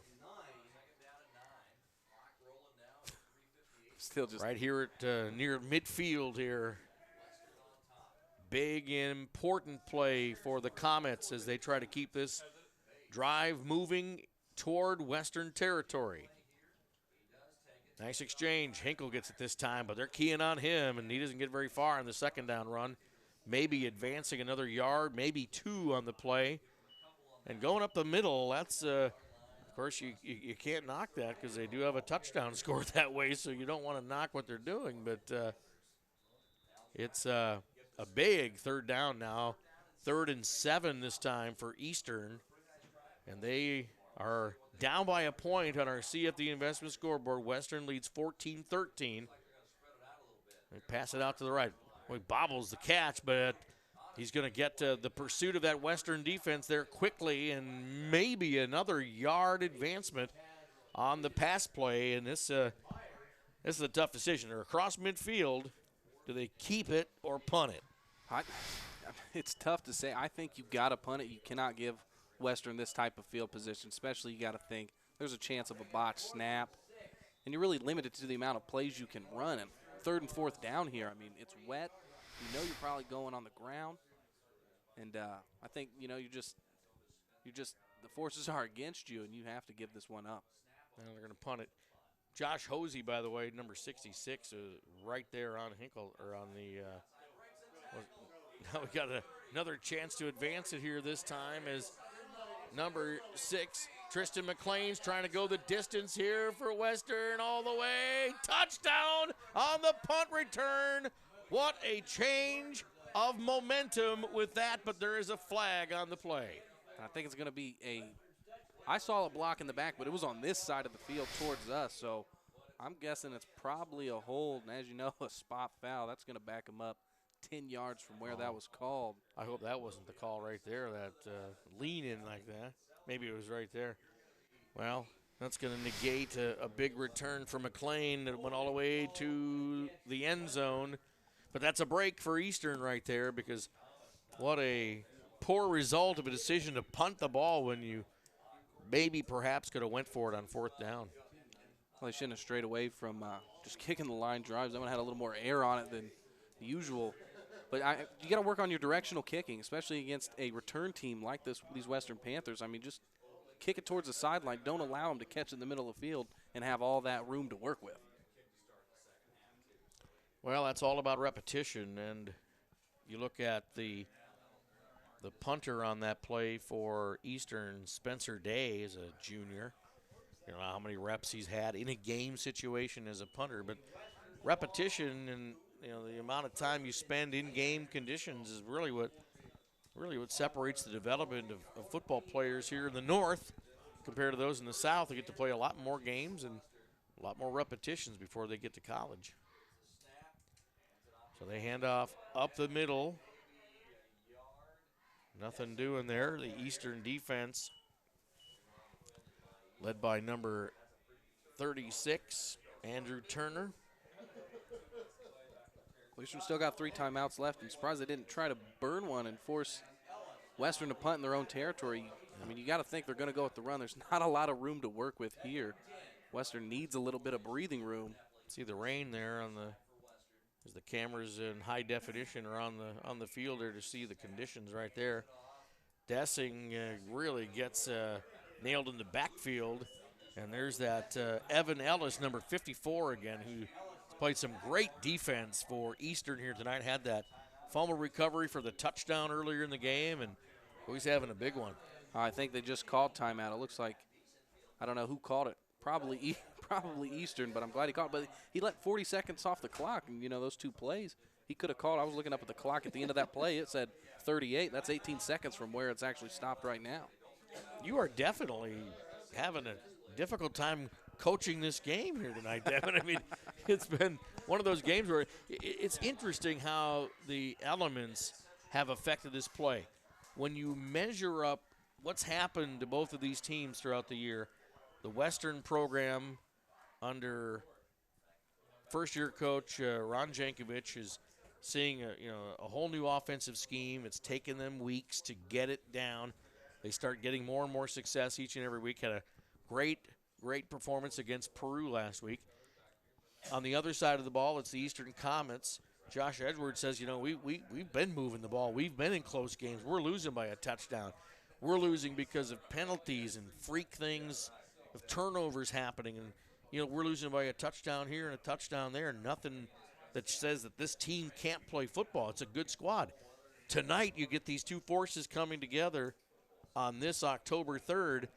And in these elements, man, they are really playing a heck of a smash-mouth football game out there. So, with a minute 18 left to go here in the first half, Western trying to get a third down conversion here, but they go right up the middle very conservatively right there. Eastern's defense led once again. There's Evan Ellis right in there. Ellis, and then, of course, number 25, Pappy Byers. They have been swarming to the ball this entire first half. Yeah, and you knew they were going to try to run the ball there. Now you're facing 4th and 12 yards. You got to think a high school punter is not going to boot this ball down the field that far. You got a minute and 12. You want to make sure that you catch this punt. Whatever you do, recover it cleanly and get as many yards as possible, because I don't know what Eastern's field goal kicker's looking like, but they need to get some points out of this. When you're going to be when your returner's going to be standing at the 50-yard line, you got to think you got to at least have a shot at 3 points. Well, last time they scored, they used the kicker for the extra point, so yeah, he can get it through the uprights. But from how far out, though, that's the question. But you look at they're huddled up on the field as there's Coach Jankovic talking to his Western squad, and across the field you have Josh Edwards out there with his defense. And here's 4th down. We saw Western convert a long down and distance of a fake punt earlier in the game, and you had Kyler Vale, who's your special teams big play guy. He wears number 6 for the Western Panthers, and he took a direct snap on that last punting series, and he ran for enough for the first down. So is that something that they would try and do in this situation again? Well, Vale wears number 7 first off. But no, you do not go with Kyler Vale in this situation. You are so far in your own territory. Any mishap, like a bad snap, going to kill you. Did he block it? They did. Eastern picked up the ball. They're inside the 5-yard line, maybe at the 2. What a change of events. A tough snap. Took him off his mark as he was trying to punt the ball. Look at the replay, and look at the pursuit of the Eastern defense on that punt return team. They got on it. Moved him right off his mark. Who is that? Oh, gosh. That is, oh, my gosh. It's actually the quarterback, number 19, Austin Bates, who makes the play. Yeah, I like to see that out of your quarterback. Not scared to take a little contact. That's right. Did a nice job making sure that he made contact with the ball. And as you know, after contact's made with the ball, the punter is free game. You can blow him up if you want to. And he ran into him. I think it was Ross Smith for Eastern that picked up the fumble, too. I mean, after the block. And Boy, I mean, look at all the time on the clock. You got a minute 4 left in this first half, and Eastern is inside the 5. I think they've got that ball spotted at the 2. So first and goal from the 2. Eastern calls a timeout, gives us more time to set this up. And in the line right there, you see number 63 for Eastern trying to get his line motivated. Brent Bachman is saying, we gotta play smash mouth football right here, and we've got to make this happen. Yeah, Eastern's out of timeouts after this. They called 2 on that last series. This is their last timeout, so Eastern's out of timeouts. But this is it. This is the turning point of the game, how you go to the locker room at halftime. Will you have the lead or will you not? Well, you got a minute 6. You got 4 chances from about, where are they at exactly? 2. The 2-yard line. So my biggest concern is why would you waste that timeout trying to get together? I would have ran a play, purposely not scored. Maybe, ran a QB sneak. If you don't score, big deal. You let the clock run. You let it run to about 30 seconds. Then you got 2 plays from the 1-yard line, 2-yard line to get in the score. Because I tell you what, the way this game's going, 45 seconds is all Western needs to score. It's a young offensive line. Number 52, Luke Shepard, is a sophomore. 74, Nolan Ferguson, is a junior. You get the center. Number 58, Brett Mullinex, is a senior, so he's going to lead this squad. Fumble the ball. Ball goes on the ground, but it's recovered by Eastern. It was a close one. Pappy Byers, number 25, was able to get on the ball after the center quarterback exchange failed and went to the ground. Yeah, and you got to just keep calm here. Keep calm. Make sure you realize how much time's on the clock. The key is make sure your quarterback and your entire offense know where the clock's at right now. No need to rush. No need to rush at all. Quarterback sneak. Bates goes across the line. Touchdown. That's the easy way to go. Go right behind your center. Plenty of time on the clock, you're saying, for Western, but hey, you got to get the score after your defense and your punt return team gives you the ball on the 2-yard line. Eastern is taking the lead now.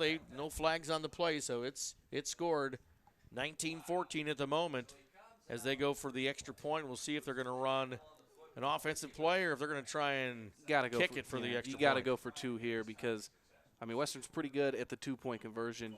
You got to figure if they score, you want to be up by at least 7 points. So they're definitely going to go for 2 right here. 1 back in the backfield, 2 wide. Bates going to go back to pass, throws it across, incomplete. Intended for Taylor Tassersall, number 20, but they're unable to connect on the conversion, and it's going to make it 19-14, 5-point lead for Eastern. Here on our CFD Investment scoreboard, 19-14, and boy, enough time for something else to happen. 33 seconds here on the clock in our CFD Investment scoreboard, man. I'll tell you what, this game has had some interesting drama placed in it with just those, in this case, those mistakes that happen, those quirky things, are happening in the favor of the Eastern Comets here tonight. Yeah, the football gods just must be on the Comets' side. But you got 35 seconds left here. You got to think Eastern's probably going to squib kick it. If I'm Western right now, I'm sending Kyler Vale to that tier right before the 2 return man. I'm sending him right there, and I'm telling him, retrieve that ball at whatever cost you can because number 7 is a lethal weapon. And with 35 seconds, if you're going to kick the ball 40 yards, 30 yards downfield, he can hurt you. And we'll watch this process of the kicker for Eastern. It's always needs to watch Cole Walker here as he has his distance and routine. And this is very common for kickers. Left footer is going to kick it deep as he can, and that's going to go out of bounds at about the 20. And that's safe. It's not too bad. You're right. It's not too bad in high school football, especially with 35 seconds. I wouldn't be surprised if the coach actually told him, hey, go ahead and kick that one out of bounds. Well, he put his leg into it, and that's going to set the ball here in high school football at the 35-yard line. 1st and 10 for Western with 35 seconds on the clock. We're showing 33 on ours. The official clock at 35. And Look at this spread out offense here for Western. They are not going to the locker room without a fight. 1st and 10. Final seconds of this second quarter. Nice connection on the play. 1st down. And that puts it out to the 45-yard line. Eastern Territory, as the receiver was Stacy Hutchinson for Western, and that was an excellent pass from Nepley to move the sticks and put them in a better situation. Well, it only took 1 second off the clock. That was the fastest pass that went for 20-plus yards I've ever seen. What a great job by the Western Panthers of doing it under 10 milliseconds. They're being scouted by the Olympics now for the speed that they have. It's funny, though, we're up here at the press box, and they're actually chuckling about it, but they know they made a mistake. But it's well, actually, if you want to get technical about it, there was a time that the clock continued to run. I think they're trying to reset the clock here as the referees come to the sidelines. They know that there's more time off the clock than just 1 second on that play. You know, it might be Josh Edwards on the other side going, hey, wait a minute. I know I've heard of home field advantage, but that one's a little bit ridiculous. But they've reset the clock. 32 seconds to go here, so that's still 3 seconds. Yeah, that's a great play in 3 seconds. You just move the ball deep down the field, and you still got 2 timeouts left. Western's got a chance to put some points on the board. Spotted at the 45, 1st and 10 for Western. Final seconds of the first half, presented by Kokomo School Corporation, our sponsor this quarter. Oh, thought there was some movement, but that didn't get called either. Now we go deep. Nepley's all the way down there. Intercepted. Oh, my goodness. Nearly intercepted. And I'll tell you, the play of number 7, Kyler Vale, as the offense to knock that ball out of the defender's arms, that saved right there. Yeah, it was a great effort by Western coming back and making sure that wasn't an interception, but I think it would have stood as an interception. I think we got false start here. I was waiting for the flag to be thrown, and it was actually thrown probably 4 seconds after the snap. Another mishap from this officiating crew, having a lot of trouble today. So they are actually calling the motion. Illegal motion. So that is going to mark off 5 yards. It should move it back to about the 50-yard line if they had the ball spotted. It's amazing how the sticks have moved. They had the ball spotted at the 45. Now the sticks almost to the 44. It's a sloppy game out there, but it's still 1st down with 24 seconds on the clock for Western. This is still a 1st down play for the Panthers. 1st down. Nepley, the quarterback, he's a freshman, but what an arm. Now the whistle blows and the penalty flag is thrown. I think they're going to give a delay penalty against Western now. And they were really tinkering with that formation from the sideline. It's a no-huddle offense for Western, and the coaches were trying to get everybody in place and really just slowed their ability to get that play off. So they mark it back another 5 yards. 2 penalties really hurting this Western offense. They got to get the ball down the field at least 20 yards and call a quick timeout if they expect to put some points on the board. Shouldn't have to change the play call from the previous instructions. Nepley's back to pass. He's going to throw quick, deep. I think that ball was tipped at the line. That did not go to the intended receiver. And I think they were trying to get it back out there to Hutchinson once again. He seems to be a go-to guy in this receiving corps. We saw it last week against Peru, too. Hutchinson's, he's got some great ball skills as a receiver, and they were trying to get it to him again. Yeah, now you just wonder. You don't want to shoot yourselves in the foot here. You don't want to go too deep down the field and allow Eastern to maybe pick something off. 19 seconds. This is the 2nd down play now. They've had a few penalties, march them back into their own territory. Going to hand off this time. I agree with that call right there. No need to try to stress something that's probably not going to go your way anyway. Go ahead and run it. Give your running back a chance to pick it up with his feet. If he doesn't get it, let the clock run until halftime. I respect that call by Coach Jankovic. Cameron Dessing is going to be the last ball carrier of the first half as the clock runs out.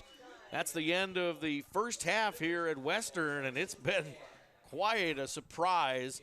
Conditions have played in effect in this game, and we've also had turnovers and all kinds of action. But the Eastern Comets have the lead at half over the Western Panthers, 19-14 on our CFD Investment scoreboard. And we'll have our UAW 1166 halftime show coming up on Fast Play Sports. Stay with us. We are Fast Play.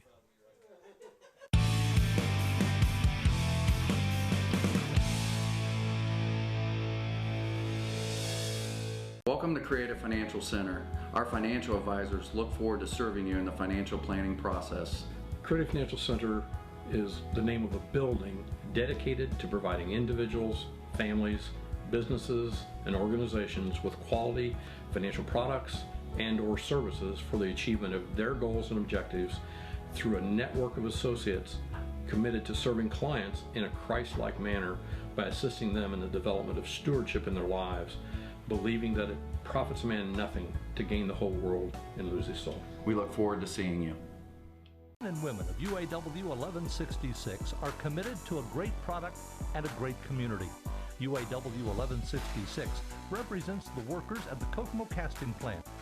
Proud to have helped Chrysler resume its role as a leader in the automotive industry.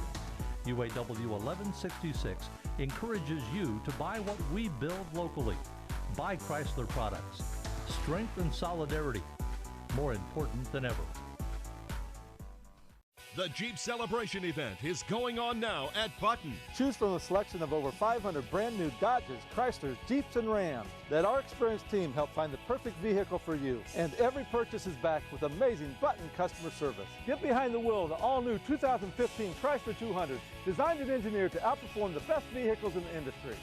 Button, on the corner of Clayton Boulevard, or on the web at buttondodge.com. Imported from Detroit. Sold at Button. Hi, this is Raleigh Fingers, and you're watching Fast Play Sports Network.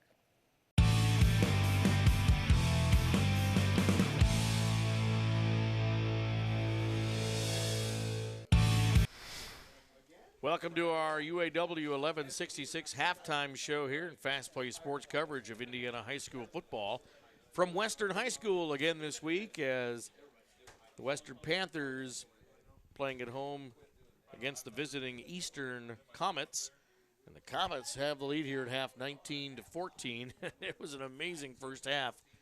A few 3-and-outs. Then we had a Western interception of an Austin Bates pass for Eastern, and they advanced to the 30 on the return. They marched down and get the first score of the game, and it was 6-0. And then on a Western punt, we had an incredible play where they bobbled the exchange on the punter. Ball's on the ground, picked up by Evan Ellis of Eastern. He advances for the touchdown.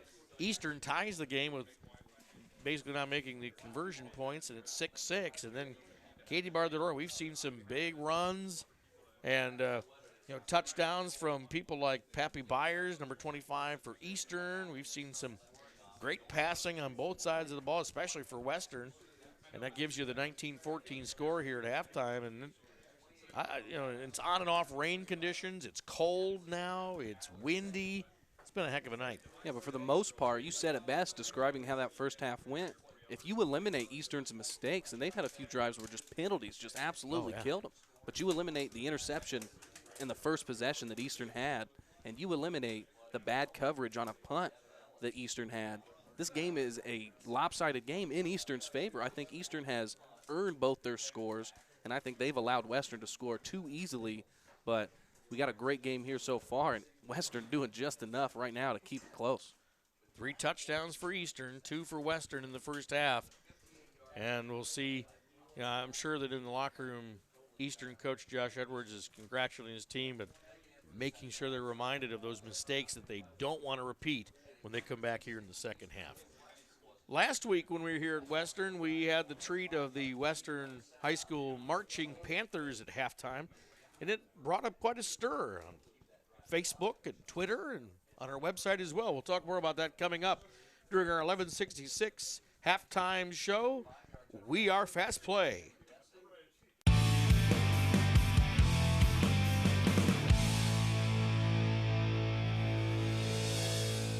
KT Sports will give you the latest in local sports scores, news, and features right where you want them.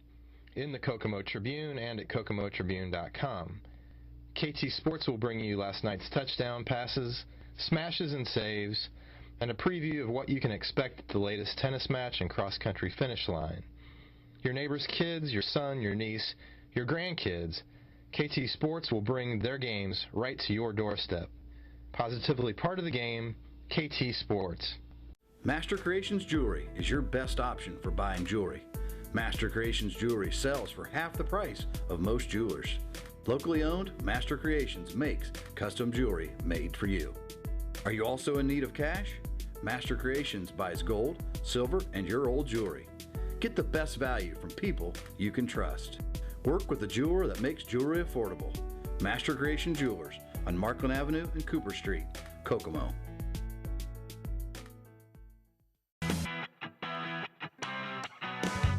Welding students from the Kokomo Area Career Center helped create a new look for Walter Cross Field. They actually designed, built, and finished all the benches and screens and lattice work.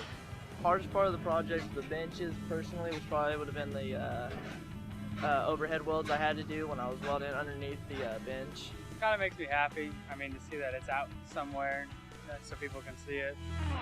Is there anyone who wants to dance? I jolly well do.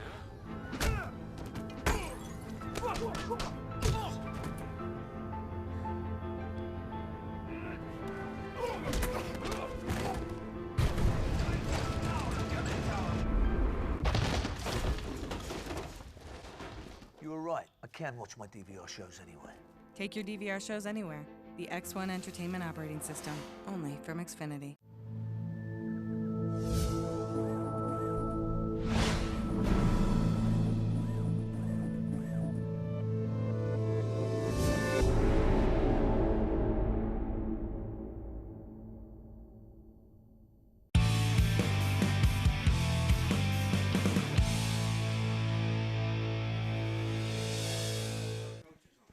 Welcome back to Western High School outside Rushville, Indiana, Howard County, near Kokomo. Fast Play Sports coverage of the Western Eastern game tonight presented by the Kokomo Perspective newspaper. Look them up, kokomoperspective.com. And by Xfinity, Channel 81. Watch the replays of our Fast Play Sports coverage Wednesday nights at 9 p.m., Fridays at noon. We love the opportunity to reach you on Xfinity with Fast Play Sports. I'm Alan James along with Devin Schott here, and as they got all these folks in the press box here at halftime getting warmed up. And let's also give credit to one of our great sponsors that feeds our crew in front of every Fast Play Sports game, Bella Pizzeria in the Markland Mall here in Kokomo. Yeah, delicious pizza. Talk about those fat New York style slices that, you know, just drip the delicious goodness down. I mean, that is a true slice of pie right there. Go to the mall, try it, Bella's Pizzeria. Probably some of the best pizza in town, in my opinion. I agree, and you know the kind of pizza. You know, for me, I'm a pizza connoisseur, and you know sometimes you eat a pizza and it gives you indigestion. You don't want it. It's a greasy thing. Not Bella. That one stays nice and toasty down there. I think the key's the crust. It's almost like Papa John's crust. It's that authentic crust. Not Papa John's is authentic, but it's got that weird, that brown texture to it. That's what I prefer, and that's what Bella's got. Devin Schott says Bella's is better, and we don't need Peyton Manning in the studio here. That's all. Okay. Well, thanks, Bella Pizzeria. We appreciate your sponsorship here during our halftime show, our UAW 1166 halftime show. Appreciate their support. A week ago, we had the awesome opportunity to capture in high def the Western High School Marching Panthers, and this is one of the most accomplished marching band programs that exists in the state of Indiana. We're talking, 15 state championships, 5 national crowns, and band director Keith Whitfield, of course, they took that portion of the halftime last week and they put it into Facebook. Hundreds of shares came from that broadcast or telecast last week, and it was all the rage, and not many had ever captured that band in a high-def filming, and we had that last week with our camera effects, of course. But this week, they were scheduled to perform again, but the weather has postponed that. But Director Keith Whitfield wanted to give me some information because I was trying to recall a lot of what I remember. It's been a few years since I've done what was then the Tournament of Champions. That was a major band invitational was done at Kokomo's Walter Cross Field each year, and they had invited me to become the announcer for that. And for, gosh, almost 10 years I was doing that for the band. And I got to know all these marching bands in the area, and I really fell in love with what they do, so I understood it. My recollection was not completely accurate last week as I was recalling it, with the aid of a severe ear infection that you remember working with me with last week. Well, I don't blame you. We all make mistakes. I think while we're clearing things up, I think last week I accidentally said Cathedral was in the did you? Was in the Hoosier Conference. I do remember that. Because I was saying Lafayette Central Catholic, and then I think I said Cathedral, so disregards. Yeah, that was more of a tournament connection that you made there. But just let me say this about the Western High School Marching Band. I mean, they are preparing for what is their tournament time, and they're getting ready for regionals, which comes up the weekend of October 18th. The regional level of competition is the first step in a series of events held to qualify for the Indiana Marching Band State Finals. There are about 4 regional sites spread throughout the state, 2 in the north half, 2 in the south half of the state, and most recently the regional sites have been in Chesterton and Lafayette, Center Grove, and Evansville. And the Western Marching Panthers typically go north when they go to regional. So they've been up at Chesterton the last couple of years, but that's where it all begins. And then if they advance, they move on to what is the semi-state the weekend of November 1st. And then the state finals are November 8th. And the majority of the marching bands in Indiana, ISMA, the Marching Band State Finals, is sometimes held in grand old fashion, you know, at like the Lucas Oil Stadium or things like that. But I'm not sure where they're going to be this year. But I'm trying to look ahead here, and I don't see what the location will be for the state. But they've marched in some pretty big places here. So right now, the Western Marching Panthers are the current ISMA's Class C state runner-up. Again, it's 13 state, I said 15 a moment ago, 13 state titles and 5 national championships. National championship? Yeah, isn't it something? I mean, that's crazy to even say, considering a high school. What you saw last week, and I know folks were watching this, on, a week later, and you can go back into the archive here at FastPlaySports.com and watch that halftime of the game where you had Western hosting Peru and see what I'm talking about. But remember, there was a big circle, and we thought it looked like a slip and slide like it looked out on the field. It would be tonight, that's for sure. But it really, when I give you the definition of what that was, I mean, it was the theme of their 2014 competition show is called Prayer Circle. Or I'm sorry, Prayer Cycle. So as the band is evolving with all that choreography and music, there were some breathtaking moments in that, and I really encourage you to look at that again. We'll offer that in the Fast Play Sports Archive, Western Peru, which was a week ago here at Western. It was spectacular, and I'm sure they would be on the field now if the weather was better. They've got an invitational, I'm sure, to go to this weekend as they get ready for regionals here in a couple of weekends here in October. Yeah, and I'm not scared to say that I know absolutely nothing about marching band or like the music that they play. I mean, I know nothing about it whatsoever other than the fact that, when I was in high school, we had a marching band. They played our fight song after a score, yada, yada, yada. But from being at multiple high school games and seeing multiple bands, you can tell and you can distinguish the difference in talent level from Western's band to other schools' band. I mean, it is by far more professional, and I know nothing about music. I can just tell by listening to the small bits that I hear. I mean, it is great stuff. Well, that's a recap of what we did a week ago here at Fast Play Sports, but I'll tell you what, hundreds and hundreds of shares came from that, and we thank all of those folks for advancing the knowledge of the existence of Fast Play Sports here in high school sports. We'll wrap up here with our UAW 1166 halftime show. The teams will be coming back out to bring us the second half of play here from Western coming up. Stay right here. We are Fast Play.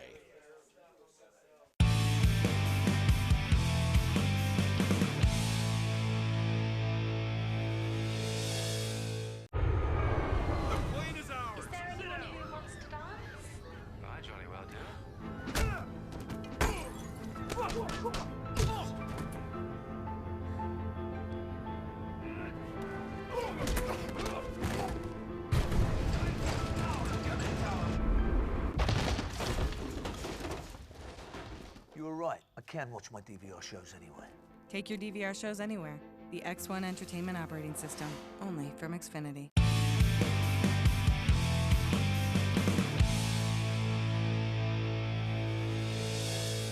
Welcome to Creative Financial Center. Our financial advisors look forward to serving you in the financial planning process. Creative Financial Center is the name of a building dedicated to providing individuals, families, businesses, and organizations with quality financial products and/or services for the achievement of their goals and objectives through a network of associates committed to serving clients in a Christ-like manner by assisting them in the development of stewardship in their lives, believing that it profits a man nothing to gain the whole world and lose his soul. We look forward to seeing you.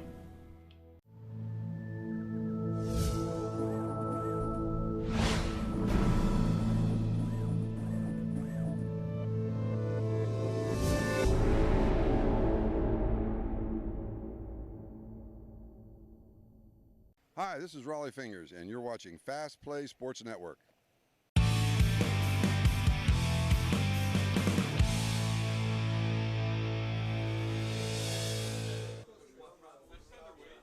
And we're getting ready for the second half of play here with Fast Play Sports coverage of Indiana High School football tonight from Western High School outside Rushville in Howard County, playing a Howard County rival in the MIC, the Eastern Comets here tonight. But Eastern has that 19-14 lead here at half, and boy, what a story that'll tell for this class.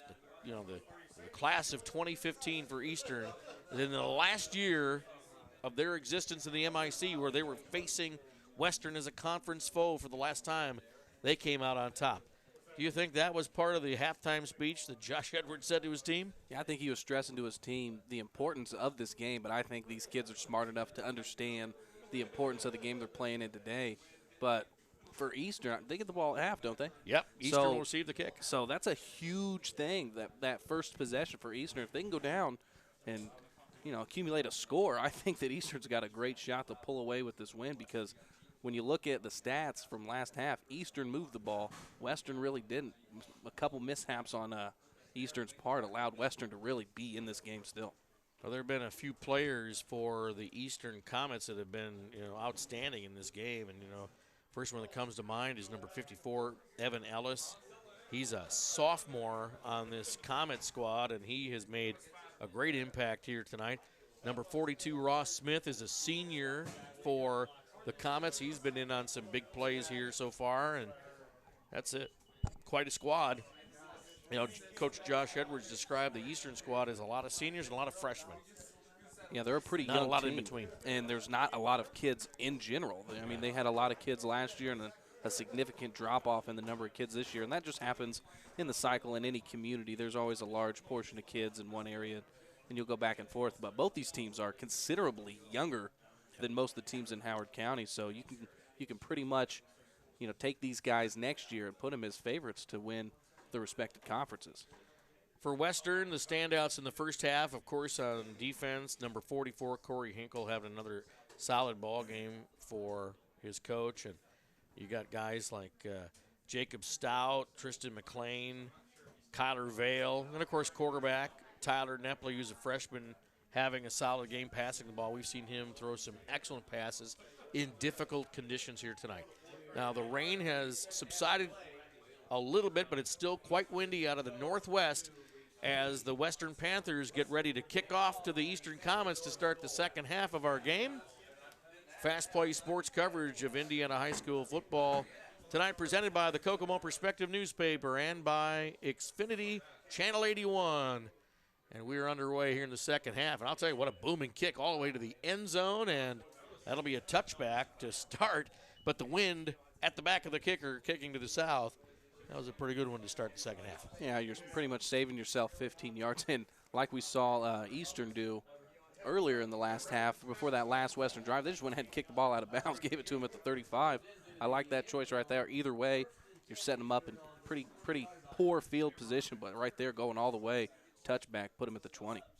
Senior quarterback number 19, Austin Bates, 6'4". Solid job in the first half as the general of this Eastern offense, and his favorite person to hand the ball off to and even to pass to is number 25, Pappy Byers. So look for that combination to continue to work here. But like we've seen so many times, we've had a lot of flags, penalties in this game. Now it's going to be a false start on Evan Ellis, the man that scored the defensive touchdown for Eastern earlier. And Eastern starting out this drive by a penalty, something we're very familiar with seeing, something we've seen early in that first half. Frustrates the coach, no doubt, but 1st and 15 now is Eastern sets up here for their first down play. Bates likes the shotgun, so he stays there. Hands off. No, keeps it this time as he runs the left side. Great tackle on the play. Not giving up anything on that play. Looked like that was number 6, Tristan McLean on the tackle. And no, I take that back. Is that that's Smith. Number 40 that time. Is that? We don't have 18. Those jerseys are hard to see. It's over here, yeah. Like 18, maybe.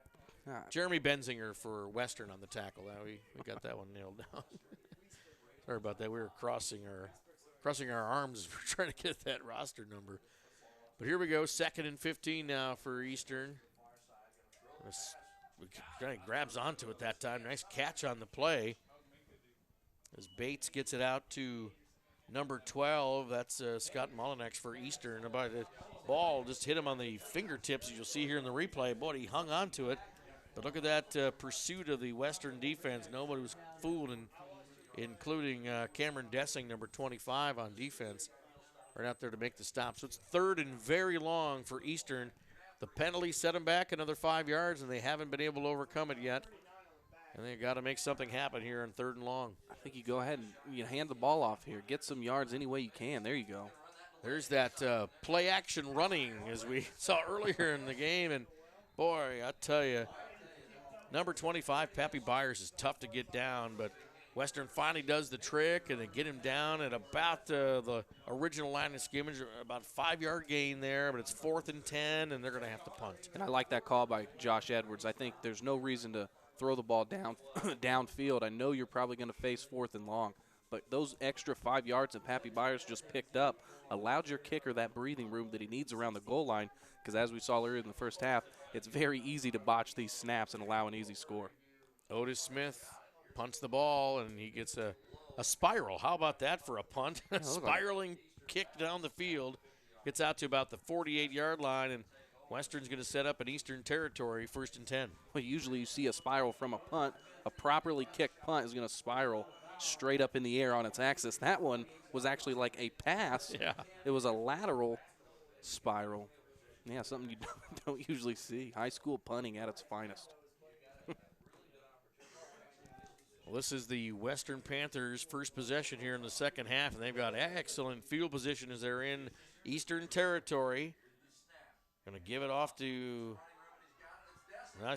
Tessing's got room to go here, and he's breaking tackles, and a big gain on 1st down for Western as they cross the 30-yard line deep into Eastern territory. And I bet that's the key that Ron Jankovic was telling his offensive line. Make sure you get push on the offensive line, because they didn't really run the ball very well in the first half, in my opinion, and it was their offensive line's fault right there, getting some good push, and Dessing getting it done with his legs. Forgrave made the saving tackle, and this time penetration in the backfield by number 63, Brent Bachman for Eastern. Big loss for Nepley on that play as they're going to mark it back almost 5 yards there off a 1st down. No penalties on the play. They're going to set it up Is it second? It should be second down and 15 to go here. Pitch out to Dessing, and he is getting all kinds of congestion there on the left side of that offensive line, and he doesn't get very far, maybe a yard, maybe 2 on second down, and 3rd and long is coming up for this Western squad. Well, Dessing did a good job of slipping the tackle of Evan Ellis. He was in the backfield almost instantaneously at the time of the pitch. Still, nice job by Eastern not allowing a major gain of yards. Got to step up here on 3rd down. What's Western going to do? They're going to throw it on 3rd and long? I don't know. We'll see. Quarterback number 3, Tyler Nepley. He's going to pass out the left side, all incomplete. Looking for Dessing there on a nice flare pass and see what he could do with the run after catch, but that falls to the ground, incomplete. 4th down coming up, and you know they're down by a touchdown here. They've got, I know it's 5 points, but I guess they could take a lead with a touchdown, and they've got the ball deep in Eastern territory. They don't want to punt it away. They're going to go for it here on 4th.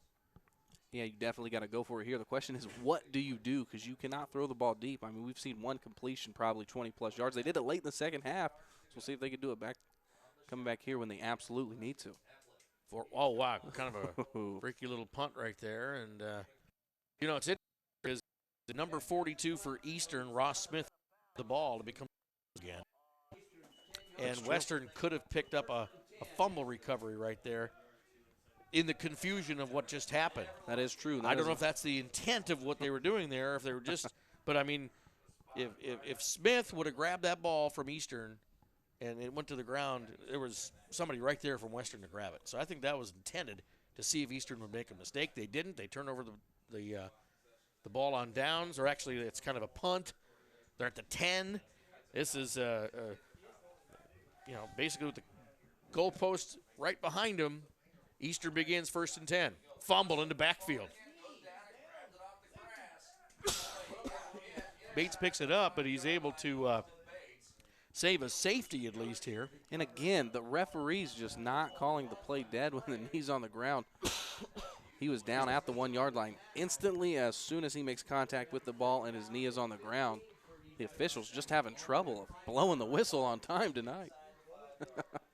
Well, they give incredible forward progress on the play. Look at the ball is sitting practically on the 5-yard line here after all that was done. I don't know how that's possible when the snap.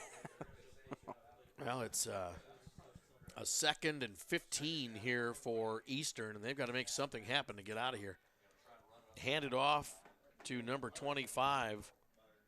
Another attempt there for Peppy Byers, but I'll tell you, the Western defense is not being fooled right now, and Eastern just can't move the ball right now. If you're Western right now, it's time to send the house, because how creative can you really get facing 3rd and almost 20 yards right by your own goal line? I don't think you can do anything but run the ball. Why not send everybody? This is the time to do it. Eastern spreads out that Western defense right now to make something happen, giving them a lane to do something. Byers goes in motion, so now, he's got 5 wide. Bates alone in the backfield. The line's got to do their job here.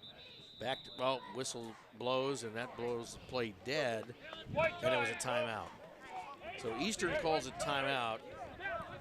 Coach Josh Edwards runs onto the field to talk to his squad in the huddle, and there's something he wants to adjust. But you got to like the strategy of spreading that Western defense out so they have less of a chance of really creating the penetration that would cause a safety right now.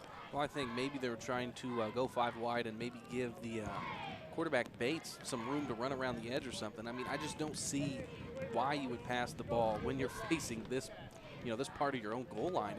It's tough. I mean, I think you got to go with the run. You have to pick up at least 5 yards and just give your punter a little bit of room, because right now this is exactly the situation that Western allowed Eastern to score on in the first half. I like Austin Bates as a quarterback, but I don't think he's got the speed to get this first down. So I don't necessarily think the strategy. First down's out of the question. You just want some room to kick the ball, and Eastern doesn't have any of it right now. But you look at Pappy Byers, if he gets his hands on the ball on this play, he's got a chance to actually get Eastern a first down. So we'll see what they do. Back to pass. Oh, nice pass. Good catch. That's enough for the first down. An awesome play, and he's still going. This isn't over yet, but it looks like Western has got the distance here. They've got the line on him. It's not going to go for a touchdown, I don't think, but what a play. Oh, man. Bates just perfectly connected with Kerrigan Foregrave, number 21, and no flags on the play, and they take the ball from basically the 5-yard line all the way down inside the 15 of Western Territory on the play. Well, it looks like just a little double move. He looks like he's going with the go. You'll see the outside linebacker come over to cover him. He runs right by him, right in front of his face, and then he kind of hits a post action wide open down the middle of the field. Ouch. Quentin Fields for Western with a touchdown saving tackle right there, but look at what happened right there. Eastern gets the timeout. Coach comes out and gets him in shape, and boom, big play for the Comets. I can't blame Western on giving that up. I mean, that's a gutsy call again by Eastern. Spread them out again, and this time they hand it off to Pappy Byers, and now a penalty flag is thrown, and we'll see where that penalty is going to be. Another holding call on Eastern, and this is about their third holding call in this game so far. And that's going to be a 10-yard setback from the point of the foul. And that's going to take a little bit of this, the luster of being in the red zone. That's going to be over with here in a moment when they mark off the penalty yards. There's the foul, 10 yards from there, and it'll still be first down for the Comets, but they exit the red zone as the ball is set up on the 23-yard line. Western Territory. Eastern's done a good job of converting on Western's mishaps, but for the most part, they're keeping themselves out of the game, shooting themselves in the foot with these penalties. I wish we had the stat, but I mean, they got to be around 15 penalties for the game already. Yeah, they've been devastating, to say the least. This is a flea flicker right here, but oh man, the penetration as Scott Mullenix from Eastern, number 12, takes the pitch out, goes back to pass, but really kind of bobbles the ball, takes some time, and that Western defense is right there to get the big sack as that play just fell apart. Look at that. And that's great coverage by the corners. Jacob Stout, I didn't see who was the corner on the far side of the field, but great job of not biting on that first screen pass, covering the deep man downfield. Number 66, Josh Hosey's had a couple of big plays on defense today, and that was one right there that really has taken Eastern in a down and distance. I mean, this is second and goal. They get the man wide open. It's once again, look at that touchdown as they connect with Kerrigan Foregrave again, and that is an amazing turnaround for the Eastern Comets. Again, they've got a 2-touchdown lead on Western. Look at this replay. Bates back to pass, and he just nails it. Kind of a wobbly pass, but man, defender falls down on the play. That was number 25, Dessing, who fell down, and it was just walk into the end zone for that touchdown. And the Eastern lead grows. Yeah, great 2 plays on that drive by Kerrigan Foregrave, doing it big for the Eastern Comets, and right there. Now there's a little sense of urgency for the Western Panthers to score. Not had a lot of success on offense. We'll see if they can turn things around. You're going to bobble the ball here, and that's going to be no good on the conversion. But it is a solid lead for the Eastern Comets here as they are on the road against these Western Panthers and now lead 25-14 on our CFD investment scoreboard. And are we getting, oh yeah, look, you can see the rain on your screen, folks, and it's been on and off this entire game, and it's certainly having a bigger effect on the Western Panthers than it is on the Eastern Comets. Well, now Western faces this deficit. Sometimes when you face a deficit, you're forced to throw the ball, and this is going to hurt Western's chances of throwing the ball. They've had slight success throwing the ball, but they haven't had a lot of success on the ground. This drive right here, Western's going to come out, fire off the blocks, and it all depends on their offensive line, how well they can get off the ball and get some push and allow Dessing and allow Waters to come in the game and get some yards. Well, Western's got a lot of finesse on offense, and there's a lot of time on this clock. This is the third quarter, 5:07 to go here, and you got the whole fourth quarter to come back and have 2 touchdowns and 2 two-point conversions. They definitely have the finesse on offense to pull that off. You just can't have any mistakes, and you can't have any turnovers in this process. So they're going to get the ball back after the kickoff here from Eastern. Eastern with a 25-14 lead right now. Lots of time on the clock, and Western's got to show some discipline that it's been showing here in its development over the past couple of weeks. And they need to respond. Kick it out of bounds once again here as they will give Western the ball at the 35-yard line. Well, how about that? I wish we had that on replay because he about kicked that right into the practice net on the sideline. But I'd like to congratulate the ball boy. It looked like he made the catch. Did you guys see him make the catch? Wet conditions. Wet conditions. Congratulate that kid. Coach, give that kid a uniform. There you go. I think we got him in the shot right there at the top right now, but here we go. 1st and 10 for the Panthers. They've got a 2-score deficit right now, and they're going to go up the middle on the running play with the rain coming down right now. And that looks like Waters that time, the running back. Brooklyn Waters is a tough runner for Western. We've seen him break one for a touchdown this season as well. Both of the running backs for Western, whether it's Dessing or Waters, are dangerous. Waters can really pound it in between the tackles, and he only really gains about a yard on 2nd down. 3rd and short coming up for Western. Same play. You go same play, try to pick up the 1st down. Keep going with this. I like the ground and pound. I like the smash mouth. The smash mouth thinking that, I mean, it's what you have to do at this point. You have to establish that running game. Nepley hands off this again once a time. There's Waters. He's got more running room this time. He's breaking tackles and goes out of bounds. The line. Big 1st down gain for number 6, Brooklyn Waters on that play. It's a nice job here. Watch the vision. He plays designed to go inside the tackles. He realizes nothing's there. He's got a lot of field to work with to the right, cuts out, gains a good 15 yards. Smart, and smart to take it out of bounds, too. It stops the clock and gives them more to go, and there's Waters up the middle. Look at that. Look at that surge of that offensive line for the Western Panthers, and they just move the ball on 1st down at least 5 yards on that carry. Yeah, definitely. I take that back. They're going to give them 4. Definitely less penetration on Eastern's part defensively. They were penetrating very well the entire 1st half. Right now, Western's doing all the pushing around. Back to Water. Oh, nice penetration. Oh, wait, what happened there? That was a nice diversion. I got caught by the fake. He's doing a great job of ball faking. Yes. Nepley, man, I'll tell you, he's done that to me twice in this game. Yeah, he does a great job of hiding the ball. Now the key, you'll see the fake right there. He hides the ball, does a great job riding that fake all the way until the tackle, and then just pulls it away. Little guy, sneaky with the football. Yeah, he is. He's got some great skills as a quarterback. And like I said, he's faked me out twice in this game. That time he does hand it off to Waters, and he is met right there in the backfield by number 12, Scott Mullenix. He's had a couple of good plays for the Eastern defense right now. And the down and distance here on 2nd down is 10 yards to go for Western, and it's getting a little nerve-wracking here in the 3rd quarter. They're down by 2 touchdowns, and they need to keep this ball going.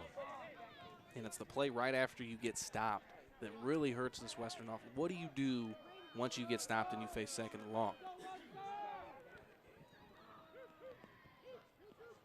Take their time. That time I think Nepley second-guessed himself, but he salvaged a great run on the play as he went up the middle, found a hole. Didn't look like that's what he wanted to do. Well, it looked like the play was designed to be some sort of option read. It looks like the fake was supposed to go. We'll see him hand the fake. It looks like the fake's supposed to go inside. Yeah. I think well, he bobbled the ball. Well, I think Waters is thinking they were running the option play there because that's the kind of action he was given going out. Yeah. But either way, it works. Great pickup by Nepley. Now you only got a short distance to go to pick up this 3rd down. I imagine they're going to give it to Waters right up the gut. Look at the rain fall, and that freshman quarterback, number 3, Tyler Nepley, trying to bring his ball club back here, down by 2 touchdowns here in the 3rd quarter. Up the middle, Waters leaps forward, and he should have enough for the 1st down as they stop the clock to move the chains. Yeah, pretty obvious with that play call. You got to go with it. I think you continue to give the ball to Waters. He's done a great job of running the ball in between the tackles. Go back with him here. You got 4 shots to pick up 10 yards. Give it to the young man. He's earned it. A lot of communication on the field as all these players are wearing the plays on our wristband. No huddle. Oh, Waters fell down that time. Napoli keeps it again and advances the ball at least 2-3 yards on that play. That's two plays in a row, really, where there's been an exchange issue. And Nepli's got to salvage a play, and he's done a good job. Yeah, that looks like a botched play. It might not look like much. They only gained 2 yards. But for Nepli to recognize that hole was open and for him to hit it after a botched play like that, I respect that from a freshman quarterback. There's a flag on the play, and I think there's a penalty against the Eastern bench. It might be a sideline infraction. Usually you have an official give a warning. Now, I have only seen this called maybe once in my entire high school playing career. It's very rare. Officials will usually say, hey, coach, can you please back off the sideline? Only flag-happy officials usually throw that. I'm not saying anything against this crew right now, but that's one of those calls 99% of officiating crews will let go and say, hey, coach, can you please step back for me and not throw the flag? I don't think they're marching off any penalty yards. I think it was a warning, and he did indicate it to both benches to stay in their box. So no penalty yards assessed on that, but definitely a bench caution by the referee. Once again, it seemed like an exchange problem once again, and Pappy Byers is in the backfield to tackle Nepli, and I think that's another example of an exchange issue in the background. Well, it just looked like Waters, like the last play, isn't hitting the right hole. It looks like Nepli is expecting him to go up the middle. Waters going to the outside, probably to the 4-hole there, and just a lot of miscommunication from this Western backfield. Well, and you see what's happening. All of these players are getting a signal from the bench, and they're all looking at their wristband, and they're all hopefully seeing the same thing, you know? You wonder if Waters' wristband's reading different numbers. Play action. Oh, that could have been intercepted, but it goes incomplete. It was another attempt to go to the speedster, number 23, Stacy Hutchinson for Western, but great coverage by who else? Austin Bates on that play for Eastern. Now, you're not out of high school field goal range here. If you tack on 3 points here, you're only 8 away from the lead, which is a score and a 2-point conversion. Right. If you're Western and you don't convert here, I'm going to think if I'm Coach Jankovic, man, maybe we shot ourselves in the foot if I look back on this game and if they don't convert here, because, I mean, this is a chip shot even for a high school field goal kicker. Going for it on 4th down. It's close here as the ball is tipped at the line. What a great play by Scott Mullenix, number 12 for Eastern. Bats the ball down, and that was a big momentum changer in this game as Western turns it over to Eastern on downs. Yeah, it remains a two-possession game. I'm surprised that Western, they must not have a lot of confidence in their field goal kicking, because that's only a 20-some-yard field goal attempt. With the wind at your back. With the wind at your back. And, I mean, let alone, there's wet balls, yeah, that's all fine and dandy, but that's a chip shot for any level of field goal kicker. And to make it a one-possession game with a field goal, why not? Why not? This is a very familiar situation as the Eastern Comets take the ball inside the 10-yard line, much like the last drive that they drove the length of the field for their last touchdown score. Bates under center now here at this stage. Actually, it's not even Bates at the quarterback. He's running the ball right now. That was Mullenix who actually took the center snap. Bates brings it out to about the 35-yard line, marking it about the 31. A little trickery from the Eastern Comets there on 1st down. There's Mullenix handing off to Bates. Tell you what, for a 6'4" frame, that kid can get down the field. You saw him with the stiff arm, slipping the block there. Smart move getting out of bounds, not taking any contact. It's like Rocky Balboa switching to southpaw right there, and it just boom, 1st down for Eastern. They have really shown some great progress with this team in the last 2 quarters of play. Mullenix continues to take the snap, hands off to Bates again, but that play doesn't do what they hoped it would, is that Western defense once again say the name of number 66, Josh Hosey. He's had some key tackles for Western here tonight. 2nd and about 8 yards to go for Eastern on the next play. I'm not sure if they're, I mean, you've got 2 guys. I mean, it still looks like Bates is running the huddle as the quarterback. But number 12, Scott Mullinex, lets the clock run to 0. That's the end of the third. We'll bring up the fourth quarter, presented by Master Creations Jewelers, coming up next. Stay with us. We are Fast Play.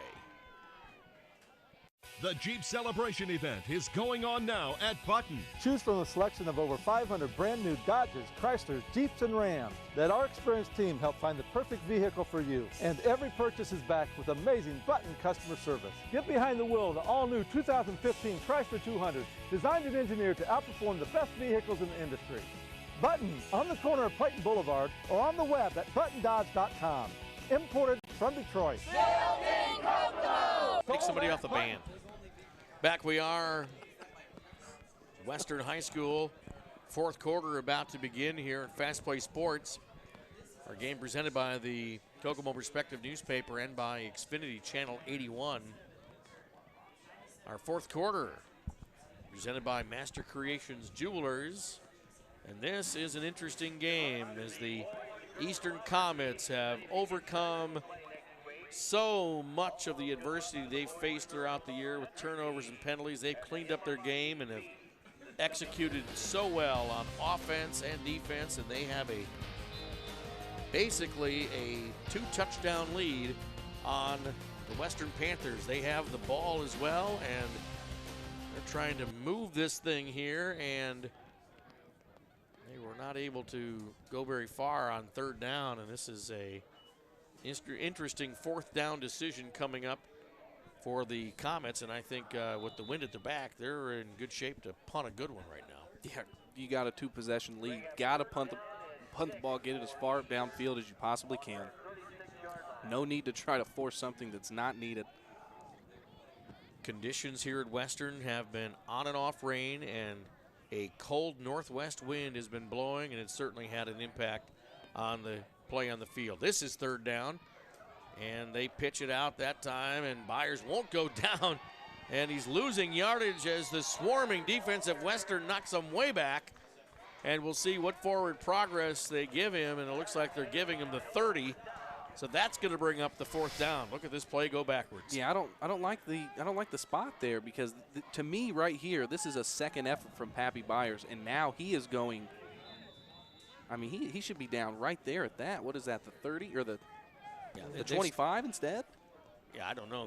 They spot the ball at the 30, so that's where Eastern is going to punt, and that is Otis Smith once again for Eastern, who's going to have an opportunity to get some air under this thing.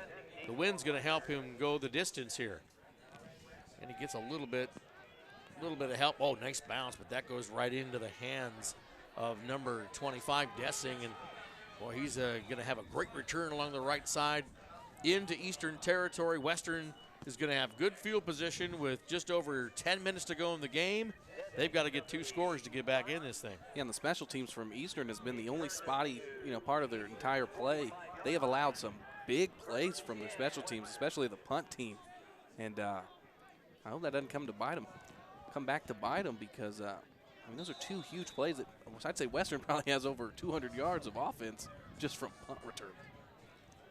Panthers 1st and 10. Nepley with Waters in the backfield, hands off to the big man. He's got some running as he is in a basic lock with number 54, Evan Ellis of Eastern, and they agree to allow a 4-yard run there. He's got a couple of rams hitting each other right there. And that's a solid run. That is a great run on first down. You're setting yourself up for 2nd and 5, 2nd and 6.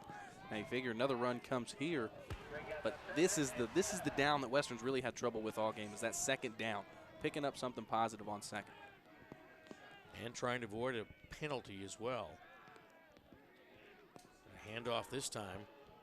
Got a smaller back this time as they hand off to, is it Stout that time? Yep, Nolan Stout, the ball carrier that time. A little leaner than the 2 big backs that Western features, either Dessing or Waters, and that goes for about a yard. Used to seeing Stout on defense. He's a great defensive player, cornerback. 3rd and 5. Oh, that's going to draw a penalty flag as number 62, Dante Graham, gets out of his stance, and that'll cost him 5 yards and a much more difficult down and distance here on third. And this is critical time for Western. They're down by the 2 touchdowns, and they need something to happen on this drive. They do need something to happen, and you can tell we have young teams playing because these penalties are just absolutely unacceptable. Both teams committing a ton of them. Well, sometimes it's assignment football. You better get on that ball. I don't know if that went forward. I guess they're going to call it incomplete, but yeah, we're at the perfect vantage. Yeah, we could look at that again in the replay here, and boy, it's real close to have been a pass that didn't go forward, and if it was behind at all, it should have been a ball on the ground and a live one at that. We'll see how Nepley throws it here. That's the replay on the running play, but you'll get a look at that later. But they're going to punt here on 4th down, which is probably wise because they can actually put the Comets deep, and of course, it doesn't really matter. Comets have been able to bust out with the field position. It doesn't really matter where they get the ball. Kick it as high as possible. See if you can make this deep guy try to catch it. Look at that. It is. Everybody gets away from it, out of bounds. And they're looking at a spot at about the 30-yard line here where Eastern's going to take over. Clock is a major issue here as it stops with 8:43 to go in the game. Our 4th quarter presented by Master Creations Jewelers. What an exciting game to have here from Western tonight. The way Western has been playing, you would have thought that Eastern would have been something they could handle here tonight, but as Coach from Eastern, Josh Edwards, pointed out to us, I mean, Eastern's been in almost every game except for, Lewis Cass. They could have been here with 2 more victories, but they are showing that they've got some seriousness and athletic prowess here, and they hand off on 1st down. Byers stumbles, but still gains about, are they going to give him any forward progress there? Yes, they do. About 3 yards on the carry after he stumbled after the handoff. Yeah, this is an Eastern team that's pretty much just the foundation of it is Pappy Byers and Austin Bates. But for the most part, you have a young group of non-specialty players around them, and that's good because they're learning the ins and outs of this offense, and then you're just asking someone to step up and be that specialty guy next year. But they get Pappy Byers back next year. Austin Bates is pretty much the only guy they got to replace looking at this lineup. Bates is calling an audible here or what? But he kind of changed things here. Gives it back to Byers, who goes up the middle, and I guess they want to draw more time off the clock, which makes sense for Eastern with a 2-touchdown lead. And I think they'd like to, penalty flag just came out. Something maybe said or whatever. I'm not sure where. They're going to personal foul against Western. That's going to go to Eastern's favor now as things are getting a little out of hand on the field at this stage of the game. And that you cannot have that. You're facing 3rd, and you're going to stop this offense probably, and then you just give them a 1st down. Only 7:48 left in the 4th quarter. A couple 1st downs, and Western's going to be looking at about 4 minutes to 3 minutes only, to have 2 scores. And that is an absolute killer penalty right there. I can imagine that kid, whoever got penalized for that's going to have a rough week in practice. Now the ball is spotted right at the 50-yard line here for Eastern as they get it first and 10. It had to be something where you had a Western player complaining to the ref about something. I mean, at high school level, they really don't allow that much at all. But there's frustration out there, obviously, on the Panthers side. So they're having a little trouble here in the 4th. And Pappy Byers gets the ball, and he gets more than 10 yards and a 1st down on that run. And Eastern is really starting to stretch this out against the Panthers tonight. Yeah, great run by Pappy Byers. Realizing the hole closed up pretty quick, cutting it to the outside, and still just tons of yards. He has a lot of his rack stat, run after contact. Pappy Byers, I think he's loading up that stat. Well, you look at his white uniform, too, as he trots off the field in the upper part of your screen, and I think he's got the dirtiest uniform. He's playing both ways. I think he wanted to come to the sideline, but the coach said, get back out there. So here he comes. It's not over yet, and I think a timeout called as the play clock was down. I don't know if Byers has a injury or something, but he looks like he's limping. He's limping over there. C25 Looks like he's in a brown jersey instead of a white one. Tough to spot, but he is definitely limping. Looks like he's favoring that that right leg. Well, just under 7 minutes. Eastern called timeout with just under 7 minutes to go here in the game.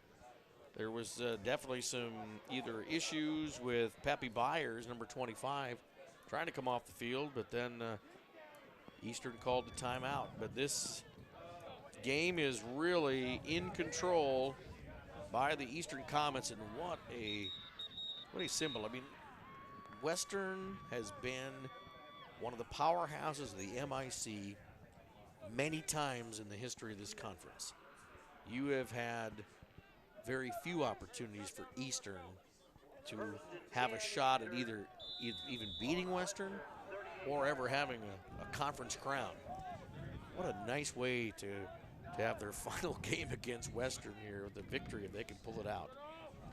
So now they're going to hand it off this time to Kerrigan Foregrave, who's in the backfield now for Eastern, and he trots back up to the line of scrimmage, and I don't know if you're going to give him any forward progress for a gain on that play. It looks like they may.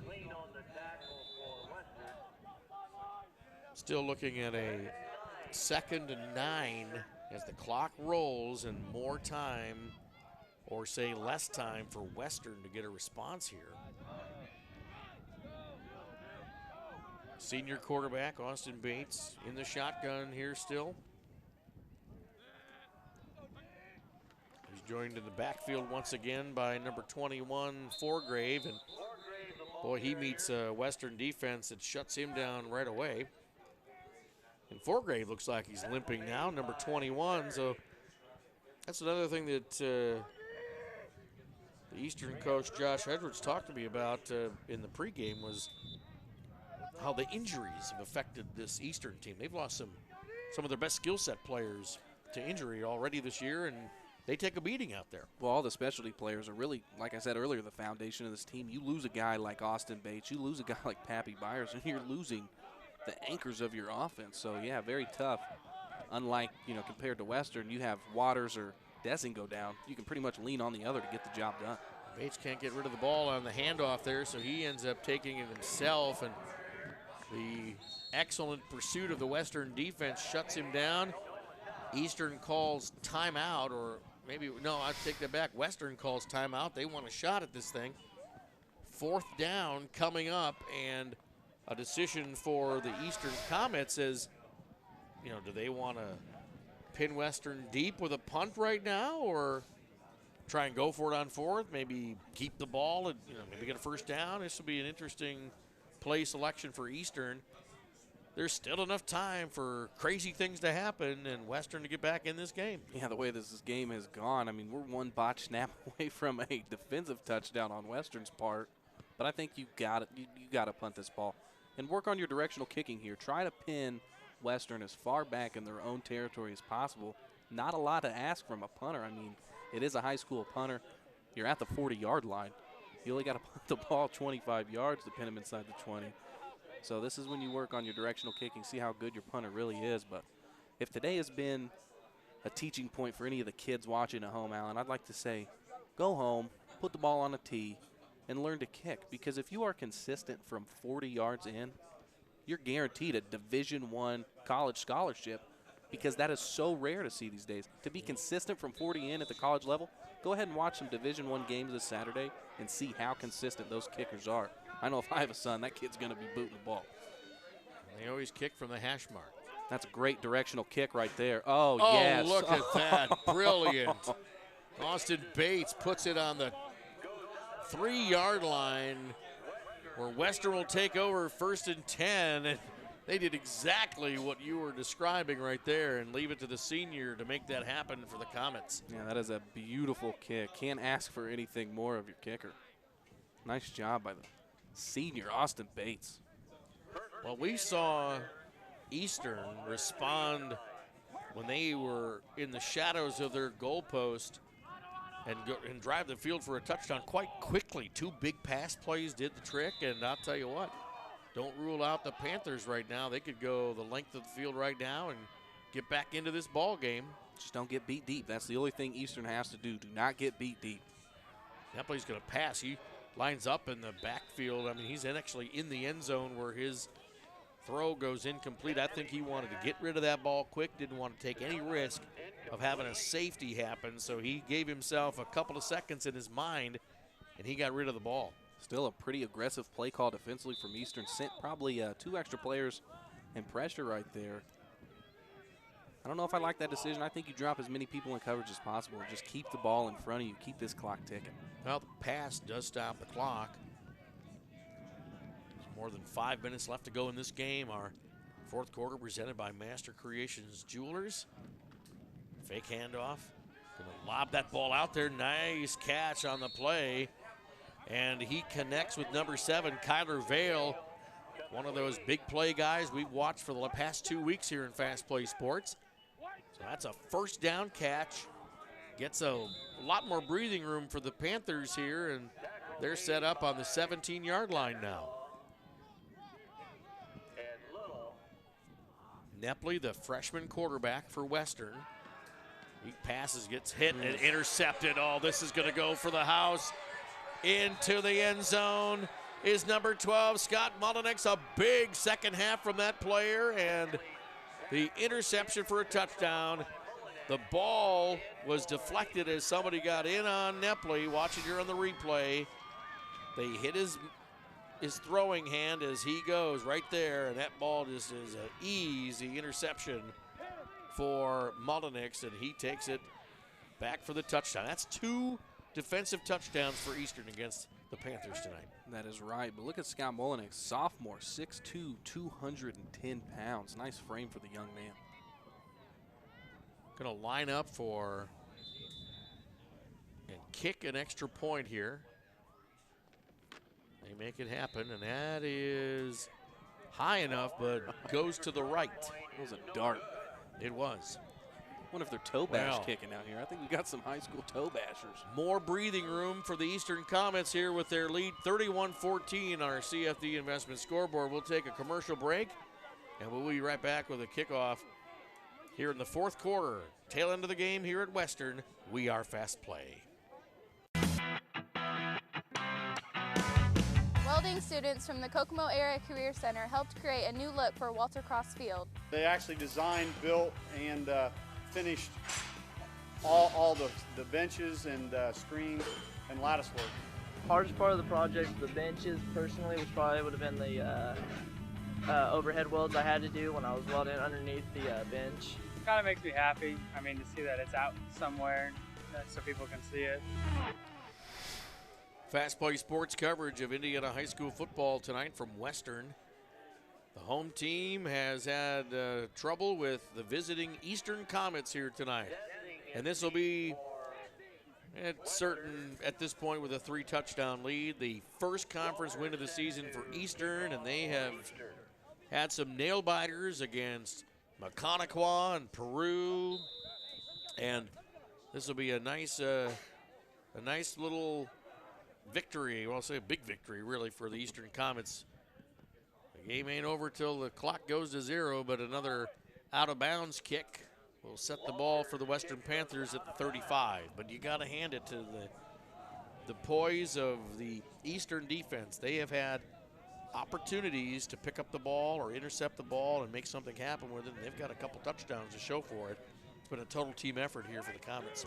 Yeah, really, defensively, they have been the most impressive. Although their offense did move the ball great all game. They moved the ball, took time off the clock, but defensively they have just been there against a pretty good Western offense, in my opinion. And they've stepped up and made plays when they needed to make plays. Early in the game, there were a lot of penalties that were setting back both of these teams here tonight. But second half, you haven't seen the flags that have really deflated the opportunity for a decent drive. And I'll tell you, in this game, too, the conditions have been a more devastating effect on Western's freshman quarterback, Tyler Nepley. You know, we watched him against Peru last week, and that's a game you can watch on our Fast Play Sports archive as well. He's not as sharp with his passing tonight, and I would probably attribute that to the conditions, wet and cold. In the size of Nepley himself, which in turn correlates to the size of his hands, because we've seen Austin Bates throw the ball kind of today, and he hasn't really had much trouble getting it out of his hand. And I think it's just the size of your hands. When your hand's a lot smaller than the regulation high school football, and it's wet. Oh, see you later. Look at this. This game ain't over yet. Is number 25, Cameron Dessing, breaks out of the open, makes it all the way to the end zone. Touchdown, Western. That wakes up the crowd here at Western High School, and no flags on the play, and just like that, you see the explosive ability of the Western High School offense.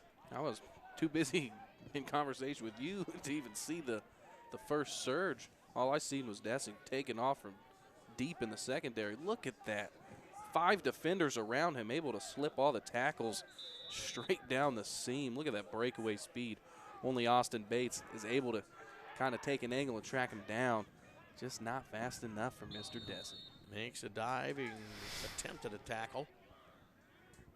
Western's going to try for a 2-point conversion. I got to call a timeout because they've got somebody out of place. Trying to find a place for the number 60, Braxton Erb, and they call the timeout, but it's okay. I mean, there's 4:24 to go here in the game. They now pull within 2 possessions and scores away from Eastern. And you know, we may sound fickle with our call here tonight, but you know, you see a big play like that, and you see how quickly Western can score. You know, for the Eastern fans and the Eastern head coach Josh Edwards, you don't want to lose this one. You had a 3-score win, or 3-score lead with 5 minutes left of the game. You don't want this one to get away from you, so you really gotta help the kids stay calm right now. Well, yeah, maintaining that composure is definitely what you're stressing to the kids. I think that it's going to take nothing short of a miracle for Western to really come back in this game. But that's what we're here for, to find a miracle for somebody here tonight. And maybe some would say it was a miracle that Eastern had this lead anyway. But well, I tell you what, it really all depends on this next possession. I'm probably guessing that Western's going to go straight to the onside kick. You pretty much have to when you're down multiple scores with only 4 minutes left to play. If they can get the onside kick, which is tough to ask considering they don't even have a kicker really to kick field goals. So then you think, how good's their kicker at onside kicks, which are pretty hard to do. It's pretty hard to get the ball to bounce a certain way. All right, we're going to run the ball up the middle on the 2-point conversion attempt, and they use that you know, that quantity of, what was that? Who was it? They did the attempt. Was that Nolan Stout again that they tried to run in there? I think it was. Not as big as Dessing or even Waters. I don't know why they chose that as an option, maybe just to try and fool the defense, but they don't get the 2-point conversion, which would have really helped in this situation. But they still have a 2-touchdown deficit to Eastern with 4:24 remaining on the clock here in our 4th quarter. Sponsored by Master Creations Jewelers here with Fast Play Sports coverage of this game tonight. Tell you what, I'm looking at the score here. Western's down 11 points, which is a touchdown, 2-point conversion, and a field goal. It'll make me sick, absolutely sick to see Western recover this onside kick, go down and score, stop Eastern, get the ball back with about 2 minutes, maybe a minute left to play. I mean, that's asking a lot. That's considering a very quick drive for Western. If they get the ball deep in their own, or deep in Eastern's territory, down 3 points, it's going to make me sick to see them have to go for the end zone. Well, I would say that they have something in store that resembles an onside kick. But remember, the ball's got to travel at least 10 yards. And Eastern has a lot of people up at that 10-yard mark. So it's going to take a miracle right here if Western is going to have a shot at getting that. Now the ball goes right to number 63, and that is Brent Bachman, a senior for Eastern, and he has no trouble hanging onto the ball. So the Comets will go back on offense at the 46-yard line of their own territory with 4:23 on the clock and a need to at least get 1 first down here. Yeah, I mean, a couple first downs are probably in this game, but one's definitely going to knock a lot of time off the clock. But if I'm Western's kicker there and I have these conditions, do you just try to just nail it at somebody? Just try to drill the ball? I think I don't did. like that. Well, he went with the soft ground approach, tried to get the ball to get that high bounce. I think you just drill it at somebody, make them try to make the catch with a slippery ball. That is a Sunday afternoon sandlot game concept, I think, that you were asking for there. Yeah, I think resembling dodgeball more than football. Right? It's too hard, even for professional kickers, to get that bounce. I mean, we saw last Sunday in the Colts game, Pat McAfee had one of the most beautiful onside kicks I think I've ever seen. Had it bounce perfectly, but that's a world-class, kicker. So, I mean, that's one of the tougher things that a kicker can do is really get that onside kick down pat. Bates' keeper is credited with 2 yards on that play, so a 2nd down and 8 coming up. Western called the timeout right there, so I think that's their final. Is that the Western's final timeout in the game? That's it for them, so they can't stop the clock with a timeout anymore in the game. Eastern still has a timeout to go, but they don't have any need to call for a timeout at this point. Just over 4 minutes to go in the game. Fourth quarter presented by Master Creations Jewelers and all of our sponsors supporting Fast Play Sports. Under center, exchange problem. Oh goodness, there's Pepe Byers with a nice carry on the play. He's going to be short of the first down. He's going to be probably about 2 yards shy, but they move the ball here, and it's going to be a 3rd and 2 coming up, and this is the first of 2 first downs we think that Eastern has to get to be in the position to count this game as a victory against the Western Panthers tonight. This play, this is a big one. This is the closer that Eastern High School's been looking for all season, especially here in conference play. Bates is going to hand it off. He gives it to Byers, and he's got the first down. So they'll stop the clock to move the chains, but this is the first step of moving to the victory for the Comets. Yeah, the Comets can pretty much knock off 2 minutes of this 3 minutes and 26 seconds just by letting the clock run. Probably just go with 4 straight running plays. If they pick up a first down, it's over. If not, Western might get the ball with a minute left and an opportunity to score, but it'll mean absolutely nothing. Western is out of timeouts. 3:10 and counting here in our final quarter of this Fast Play Sports coverage of high school football tonight. Net center, quarterback exchange goes bad again, and the ball is loose, but a turnover saving recovery by number 25, Pappy Byers. But that would have been devastating, although still not a lot of time in his game, but that's the kind of mistake that, again, makes you really nervous as a head coach. Just look at Pappy Byers' uniform. It's almost funny to see him in the back of the huddle. That there. football player's been dragged through the mud tonight, you can tell.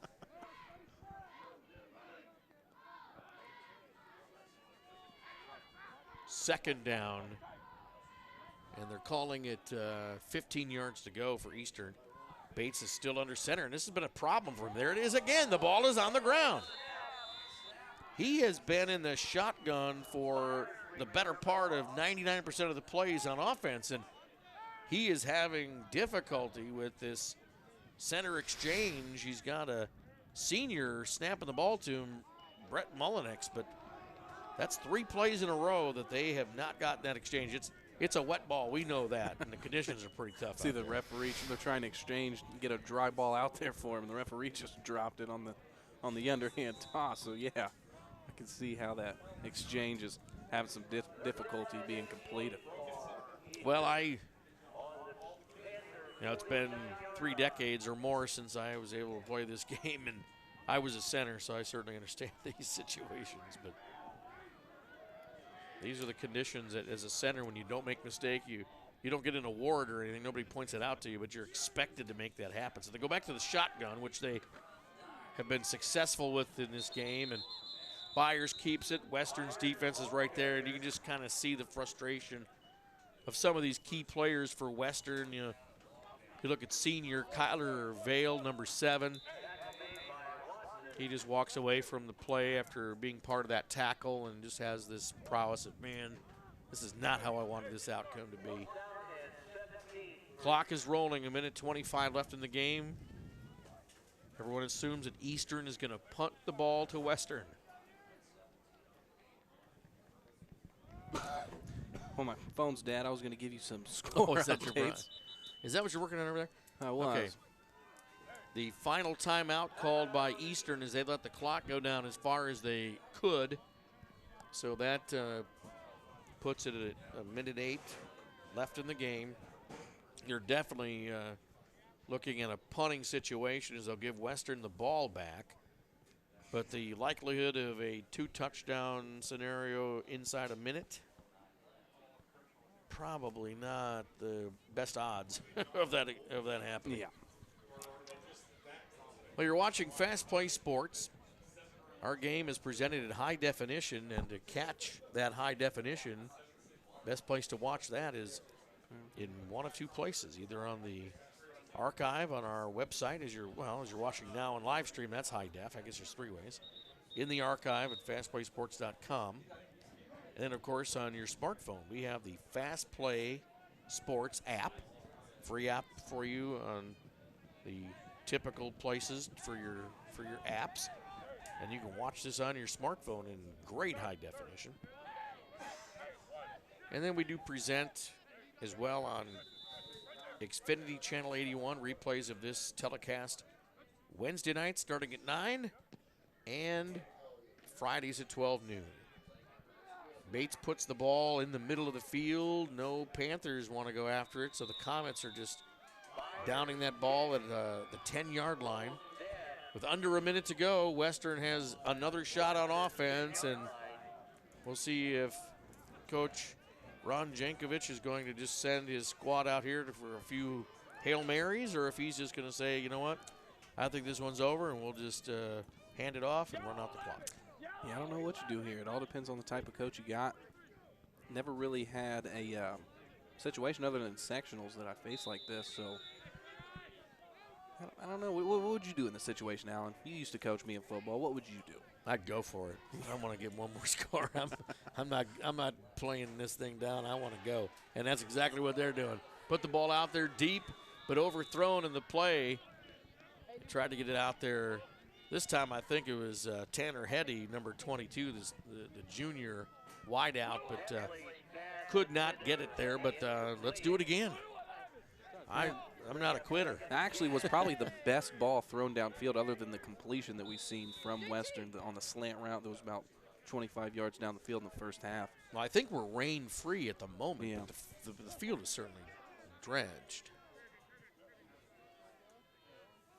Freshman quarterback Tyler Neppa gets another shot here, so he's going to see about a 4-man run. That's intercepted, and it's another touchdown for number 12, Scott on defense. What a game this guy has had. Two pick six. I mean, can you believe it? It's probably the only one in the state with that kind of stat line. I mean, a pick six is rare in its own, but 2 in one game. But you know what? And we've been to Western here 2 weeks in a row, and we saw a great homecoming victory for Western against Peru last week. But I got to say that this is a great, great night for the Eastern Comets to come over here to Western and to have this kind of, and it's not really technically a rout, but they have just had some gifts given to them that they can just certainly enjoy this entire weekend coming up. The extra point kick is good, so add another point to the score on our CFD investment scoreboard. Eastern is ahead of Western, 38-20, and I'll bet if you're a player for Lewis Cass or Peru or Maconaquah in this conference, and you never would have guessed that Eastern would have done this against Western, but they have tonight, and they have overcome some of the mistakes they made in the first part of the game with penalties and turnovers, and look what they've accomplished here tonight, and they are definitely going to be winning their last conference meeting against the Western Panthers here tonight, and you got to hand it to that Eastern squad overcoming injuries to specific skill set players, and oh goodness, what a celebration it's going to be in Greentown tonight. Yeah, this Eastern team should be proud of themselves. This is a pretty good team. I was actually quite impressed with the level that they played at tonight. I looked at the record. I looked at some of the scores. I thought, you know, maybe this young Western Panthers team, you know, has what it takes to really put this Eastern team down on the ground. But this Eastern team they're legit. Yeah. They are legit. Well, you take a senior quarterback in Austin Bates, and you look at a freshman quarterback like Tyler Nepley, and that, you know, that part of the equation gives Eastern that kind of an advantage. Yeah. Although Nepley is a great quarterback, but he's a freshman. He's got so many more years to learn. Bates, he's a senior. Yeah. And he knows what, and plus being 6'4", he's about 20 pounds away from being a Division I quarterback. Yeah. But you know, Nepley, talking about Nepley, he is a freshman quarterback. He's going to join a different conference next year with, in my opinion, way better teams than the MIC has provided for the past 50 years. You're going to be facing Lafayette Central Catholic, one of the top programs in their class. You're going to be facing West Lafayette, one of the best teams in that conference. And Western, I mean, they're going to have their work cut out for them. But like I said last week, there's no better way than a young team to go in, joining that conference, starting fresh. Well, let's see what we're going to do. We're going to pass the ball here, get the connection. Oh, nice catch. What a grab, and that's Kyler Vale, wasn't it? Yeah, Vale. I like Vale. I knew you do. He'd be on my fantasy team if I had a high school Look at this fantasy catch squad. coming up here. I mean, he hangs on to it, and it's a short gain on the play for as far as the pass play is concerned, but look at this catch. Boom. Tons of concentration. Looks like that thing was on 2 pieces of string. It's like a spider that we're going to catch. All right, 2nd and 5 here for Western, and the clock is ticking. 15 seconds ago, Nepley's going to get sacked in the backfield. And big penetration from Otis Smith on that play as he's knocking his fellow players to the ground in celebration. Boy, he put Mullinex in the face right in the celebration. Boom, nice sack there for Otis, and then get up and knock Mullinex in the face. That was a nice celebration on the play. And there goes the clock. Wait, we got it moving. There's the whistle, and the end of the game is. Look at that Eastern squad. Let's hold it here for a moment, because I'll tell you what an accomplishment for this team to finally overcome in conference play all the little things that they've been dealing with this year, and they get a big victory tonight on the road against the Western Panthers. The final here on our CFD Investment Scoreboard, Eastern 38, Western 20. We're going to recap this game coming up from Western, coming up here. Fast Play Sports. We are Fast Play. Master Creations Jewelry is your best option for buying jewelry. Master Creations Jewelry sells for half the price of most jewelers. Locally owned, Master Creations makes custom jewelry made for you. Are you also in need of cash? Master Creations buys gold, silver, and your old jewelry. Get the best value from people you can trust. Work with a jeweler that makes jewelry affordable. Master Creation Jewelers on Markland Avenue and Cooper Street, Kokomo. Men and women of UAW 1166 are committed to a great product and a great community. UAW 1166 represents the workers at the Kokomo casting plant. Proud to have helped Chrysler resume its role as a leader in the automotive industry. UAW 1166 encourages you to buy what we build locally. Buy Chrysler products. Strength and solidarity, more important than ever. KT Sports will give you the latest in local sports scores, news, and features right where you want them, in the Kokomo Tribune and at kokomotribune.com. KT Sports will bring you last night's touchdown passes, smashes and saves, and a preview of what you can expect at the latest tennis match and cross-country finish line. Your neighbor's kids, your son, your niece, your grandkids, KT Sports will bring their games right to your doorstep. Positively part of the game, KT Sports. Welcome to Creative Financial Center. Our financial advisors look forward to serving you in the financial planning process. Creative Financial Center is the name of a building dedicated to providing individuals, families, businesses, and organizations with quality financial products and/or services for the achievement of their goals and objectives through a network of associates committed to serving clients in a Christ-like manner by assisting them in the development of stewardship in their lives, believing that a profits a man nothing to gain the whole world and lose his soul. We look forward to seeing you. If you sign up for DirecTV's latest deal, prepare to be blindsided. Because they'll double your rate before you know it. And you'll find you're locked into a 2-year contract that could cost you over $3,000 bucks. That's why the smart choice is Xfinity. You can see all the best action in football all season long, with no surprises. Don't get blindsided by DirecTV. Call 1-800-XFINITY today.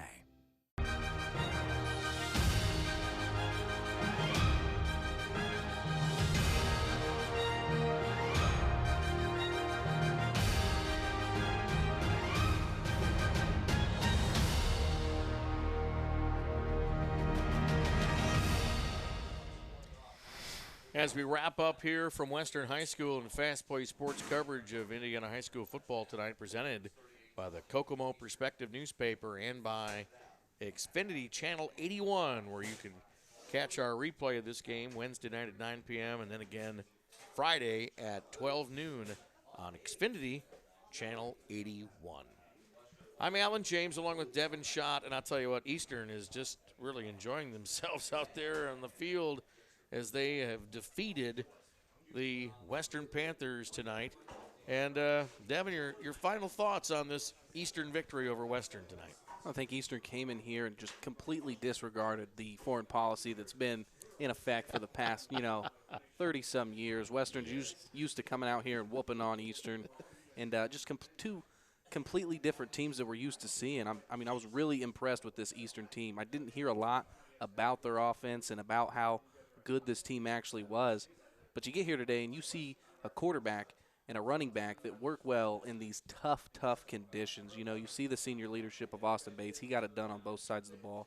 But for the most part, Eastern on defense was absolutely phenomenal, and I think that's their strongest suit. Yeah, Eastern with those two seniors, senior quarterback Austin Bates and senior running back Pappy Byers, they really put together the bulk of the offense here for Eastern and had some great opportunities. But it was the defense that scored 3 times in this game against Western, capitalizing on a botched punt, went in for a touchdown, and 2 pick-6 opportunities by number 12, Scott Mullinex, in this game. That's a sophomore player who will treasure this victory for the rest of his life, guaranteed. That's the way it is. Yeah. I mean, this will be the one. You remember that Western game? That was the big one, Well, he definitely loved the second pick a little much because I think if we show it on replay, I don't think we're going to be able to do it now. But he actually chucked up the deuces to Napoli when he was crossing the end zone. So a little show of the swag by Mr. Mullinex. Well, and this is a cross-county rival, so this one has fun when you meet each other at the Markland Mall for a little Bella Pizzeria action, and you go, oh, remember that, how that went? I got you for 2, and you have that kind of an exchange. So wonderful night of football, and congratulations to Coach Josh Edwards and his staff and the Eastern Comets from Greentown winning here on the road against the Western Panthers. We're back with Kokomo next week, and Fast Play Sports coverage will be there at Walter Cross Field as a very big game in the NCC is coming up for Kokomo as they face Harrison. Now, tonight, McCutcheon and Harrison face off. We don't know what the score is on that game, but one of those teams will remain top of the NCC West, and Harrison faces Kokomo next week. So I don't know. You would assume that McCutcheon, the better of the two teams, would have got the victory tonight, but hey, like it happened here tonight, could have gone the other way. So we'll see what happens. But Kokomo has a big game, and it'll be right here in Fast Play Sports next Friday here on our live stream. And then, of course, you'll be able to watch the replays on Comcast and through our wonderful archive that's got everything we've ever done still available for all of you to see. We wrap up from Western. Eastern with the victor, 38-20 in our CFD Investment scoreboard. That does it for me, Alan James, along with Devin Schott and our whole crew for Fast Play Sports tonight. Thanks to the Kokomo Perspective newspaper and Xfinity Channel 81. So long from Western. We are Fast Play.